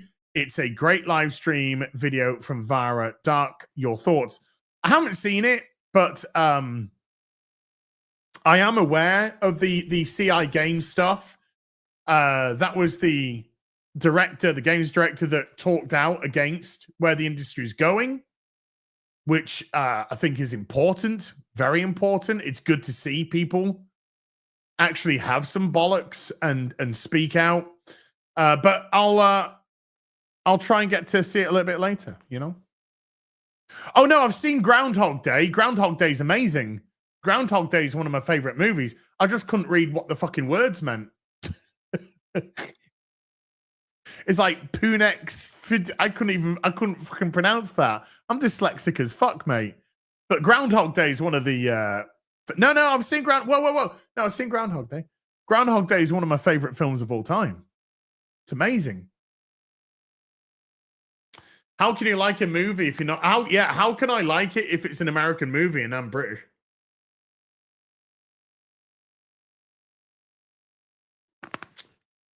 Puxatawny. Thank you. You gotta put things phonetically for me. You gotta put it phonetically for me. I'm really dyslexic. Not a band account with a $2 says, morning, Guela. Have you heard The Greater Good? Sure. Turmoil with a €2 says, your boy Zach says you're a birthday party clown. Oh, well, your boy Zach, I don't know what's wrong with Zach. I can only imagine he's, got mental issues. I've done nothing but be nice to Zach in all my dealings with him. But I'm very happy when people show their true colors. I'm very glad when somebody shows me exactly who they are as a person. I know through all my dealings with him, I've been nothing but cordial, courteous, helped push his books at times, had him on my show, had some nice exchanges with him, and now he just does what he does, which that's his prerogative. Thank you for showing us who you really are. And it just means we never have to have anything to do with pathetic backstabbers, pathetic babies ever again. He's got a line to me. He's got, he has a communication line to me. If he ever had any issues, he had every chance under the sun to contact. He doesn't want to. So I don't care. Just not going to touch him with a barge pole anymore. Just not going to touch him with a barge. Just to me, it's just I've got a fucking knife rack in my back with the amount of just garbage, fucking backstabbing pieces of shit in this sphere. So another one's fine. I've got a collection going on. Just let him self-destruct. Let him self-destruct. Colhauser with a 5 Canadian says, good morning, not long here, just on my way to Orlando, and the Wi-Fi sucks. Remember, let me know what you need at MegaCon. Love you, brother. Colhauser, I just essentially keep your eye open for any mint in box sealed 1984, 1985, 1986, 1987 Transformers. Let me know what they have. That would be awesome. That would be awesome if you could. William Jones has been a member for 12 months, says, hey, look, I committed to something for a year. Yay! Oh, done, William. I need to commit to something for a year. Starting right now. A lot of hard work. Slick Rick, woo! With a $10 says, it's the nostalgia for the games from over a decade ago that we even discuss Bethesda and Bioware, etc. right now. We need to follow the developers who made our classic games. Many have started new indie studios. Slick Rick, 100% correct. Absolutely 100% correct.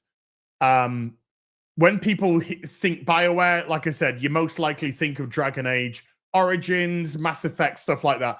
That's it. That's where the association ends. It's these people have all gone. Same with CD Projekt Red. These people have all gone. Same with Blizzard Entertainment. Most of them have all gone. So yeah, it's just literally corporation, company name. Really, we should be keeping more of an eye on who those developers actually were. For CD Projekt Red, for example, you want to be looking at Rebel Wolves Studio, because that's the studio that a lot of the developers from the great Witcher games have moved to. Macy, I call him Macy. We know he's not Macy. Macy, who was a Polish developer who worked on the Witcher games. He pops into my streams every so often. He's a great guy, lovely guy. And he said that he's friends with the people at Rebel Wolves, which to me is a massive thumbs up. So yeah, if you're a lover of the Witcher games, you want to check out Rebel Wolves Studio. They are making their own game, but they're also making the remake of The Witcher 1. So as long as they're allowed the autonomy to do that, it'll be a good game. Now, whether or not they're going to have interference from CD Projekt Red remains to be seen. But their own game, which they showed off a trailer for, a CGI trailer for, has my interest. There's a gameplay trailer reveal in summer. Boobies. But I'll let you know. I'll certainly let you know what's going on. And Slick Rick, woo! Again with a $5 says, never forget the completely fake gameplay presentation at E3 for Anthem. Yeah, that's what I talked about, the vertical slice. The on-the-rails vertical slice of that game. Which, yeah, and that was the first time that the studio knew that that's what they wanted to do with the game. I mean, insane. Absolutely insane. D Breezy with a $10 says, for the demonetization. I might have missed them, but I sent a couple of PayPals. Yes, dude, I want to thank you so much indeed for the PayPals that you sent. You sent them off stream, so I wasn't able to thank you on stream for them. I think one of them literally came in the minute that I ended one of the afternoon teas as well. So apologies, but yeah, I did get them. Thank you so much, dude, for the demonetization PayPals. And thank you so much for the support, dude. Either way, happy birthday or happy 50th. Thank you. Takaho Dembowski has been a member for 34 months. Thank you, dude. And David Fredrickson has been a member for 26. Thank you. Koali with a $5 says the modern entertainment industries is just a giant Tumblr site. Amen. Small minority of good arts and the rest are just fanfics and rainbow weirdos. Yeah, it's rampant with mentally ill fucktards, yeah. William Jones with a 50.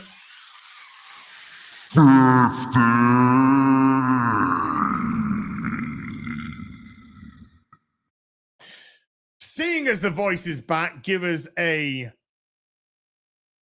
Hold on, I need to know which one. I need to know which one. Is it? No. Is it? Is it this one? Oh. Is it? Send Jesus, George, Lionheart, Floyd.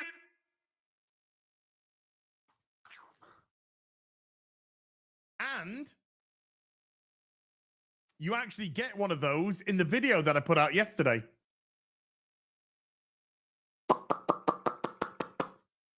I actually put that in the video yesterday, William. So if you've seen yesterday's video, you got yourself a St. Jesus Jordan.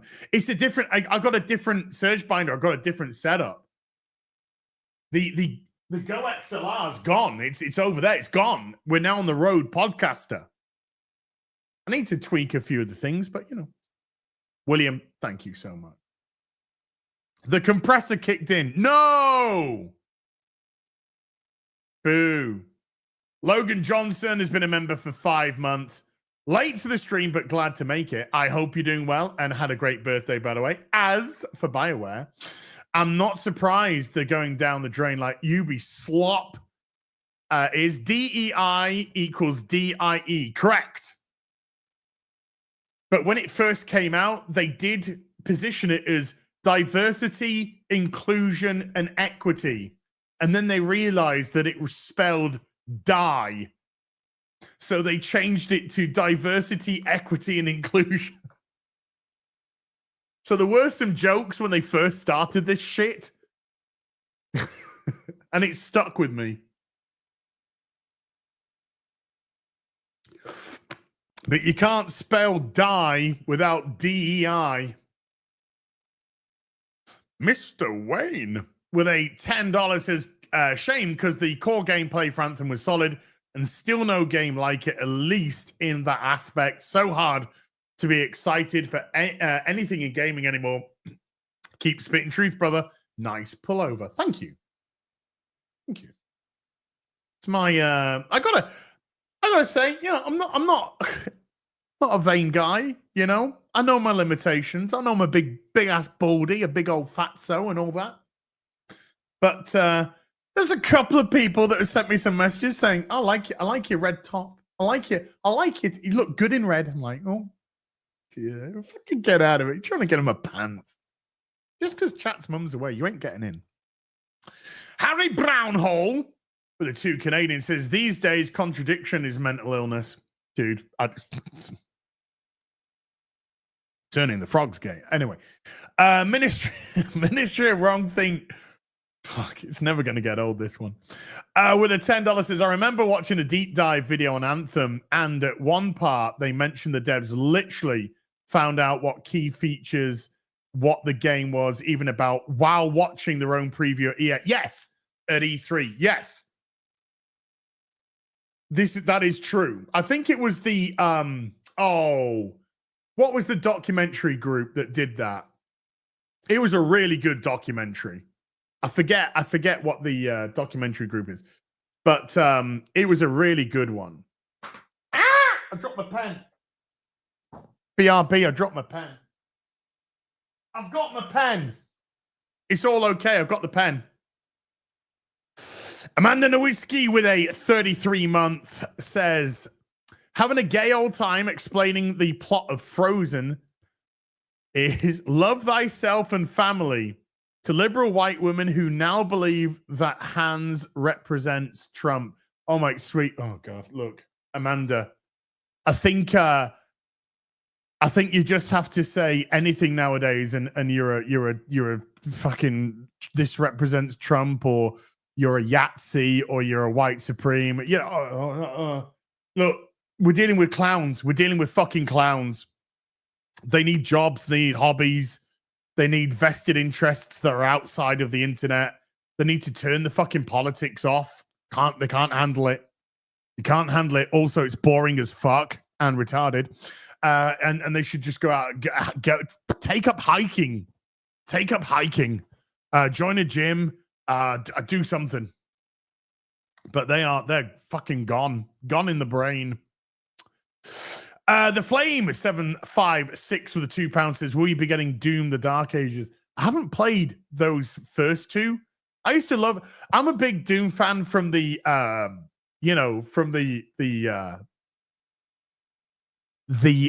old days, shall we say. That to me is almost peak gaming. What do they call them now? Pixel shooters? What's the term that they use for them now? Because there was that bolt gun game, wasn't there? They did bolt gun in the same vein. Boomer shooter, yeah. I fucking great stuff. And yeah, but I never played these remakes. I know some people are having a great time with them, but I just kind of love the The boomer shooters, man. I just kind of love a boomer shooter. And again, if you never played the Warhammer bolt gun, fuck, you should play it. Yeah, maybe I will play them. Maybe I will. I have heard just good things about it, but I just never did. I bet you it's one of those ones I'll start playing it and I'll just be like, boosh, and right into it. Some random guy dropping a 10 Australian on me. Thank you. KK took my Star Wars away with a $2. Says, Tash talking to mum today. So, I'm unemployed.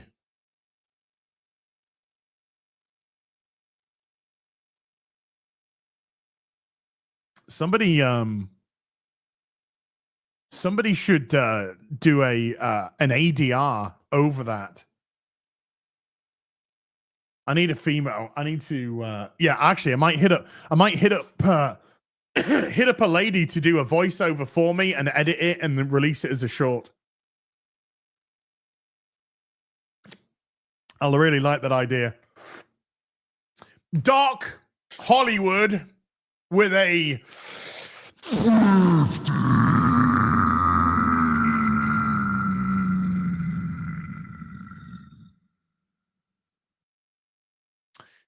as I have teased you about being a Kiwi in the past, but after watching your Anthony Mackie video, I now think you're a closet American. Welcome to the resistance, buddy. See you at the party, Richter. Screw your freedom. Oh, wait, no. Thank you for a big fitty, Doc Hollywood, by the way. The Scarlet Raven has become a member. Thank you. Iris Roda has been a member for 19. Thank you. Chris Pierce with a $5 says, hey, Az, rather like your smart outfit. All you need is a clipboard and you could transition. You could be a transition surgeon in Emilio Perez.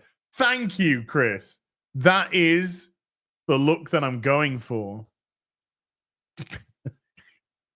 Ministry of Ron Think with a $2 says, why would you want a Lego set with only one piece? But oh, wait.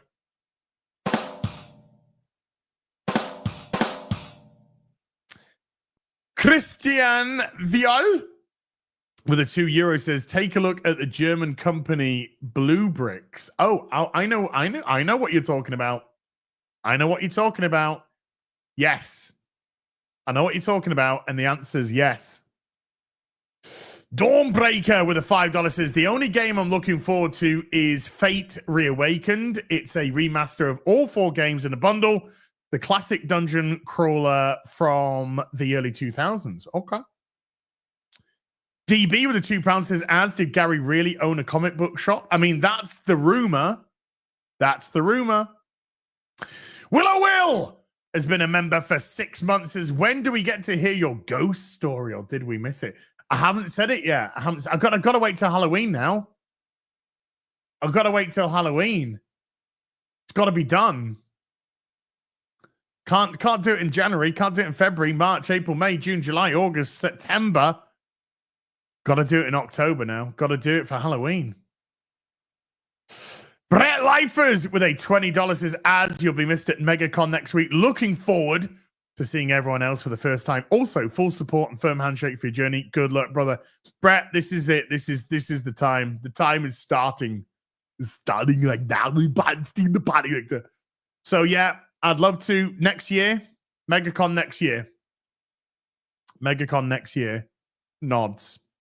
MegaCon next year. Sharon C has been a member for 53. Says, hi, Az. Have a happy day. Thank you, Sharon. You too, sweetheart. DB with the £2 says, who is your favorite villain in your rogues gallery? In my rogues gallery? Oh, dude, that's an easy answer. My favorite villain's me.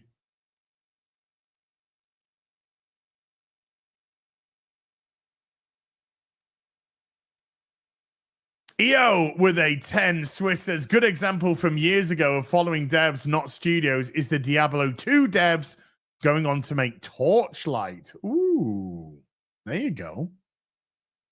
Lost Braves fan has been a member for 14. Thank you. Legalize adulthood. gifting 20 memberships to the stream. Woo! Hey, have you checked your email, mate? I sent you an email. I sent you an email. Matthean with a 20 Norwegian says Anthem page is still up. Can you even buy it still? Yeah, I don't think they've stopped the servers. I think you can still play it.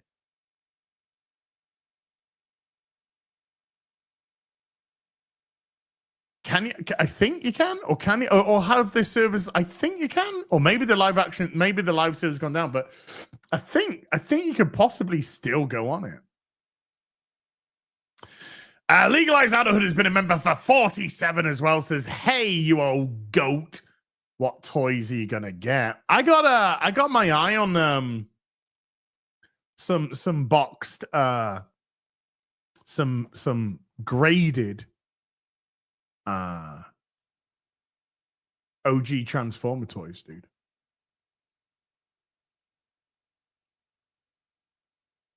I got my eye on it. I am.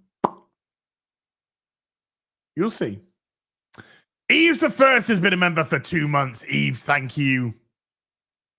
Dawnbreaker with a $10 says, Robbie Reyes is the Miles Morales of Ghost Rider. A driver's downgrade that they tried to push, but Johnny Blaze is Ghost Rider and Robbie Reyes is Robbie Reyes. He's the ghost driver. Yeah, I don't think anyone can even take that seriously. I really don't. Chris 1306 with a 35 Zargon says, why weren't you on last night's EFAP? It was glorious. I did see a little bit. I know nothing about Movie Bob. I've had no interactions with them. I've never seen a video of theirs.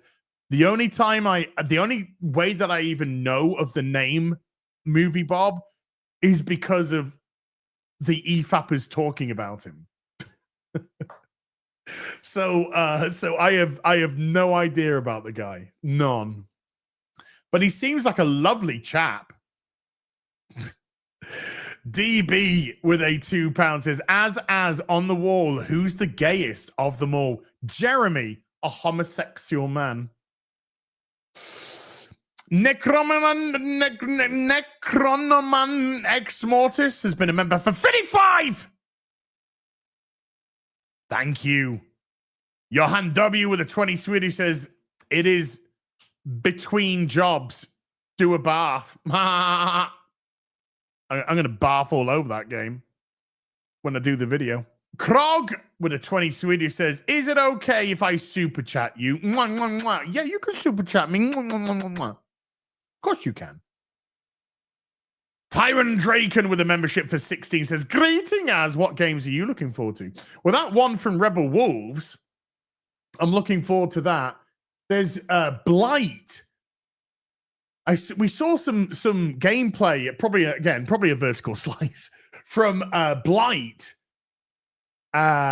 which is like a medieval zombie game, and you're as a knight, and I think it's multiplayer as well. So I really am looking forward to that. I'm going to be playing Kingdom Come Deliverance this week. So we got Kingdom Come Deliverance 2, and I'm looking forward to that. Like I said, for the amount that I played of the first one. I actually really enjoyed it, so fingers crossed on that. Anything else? We'll see what pops up. Slick Rick, woo, with a $5 says, I'll actually get to watch Sunday Funday. See you there, sir. As you know, keeping Space Mountain going is a full-time job, and the line never shortens. No, sir. No, sir, it does not. Legalize Out of Hood with another $2 says, hey, as got the email. So freaking gay. Yeah, it was a gay email. Yeah, it was a fucking gay email.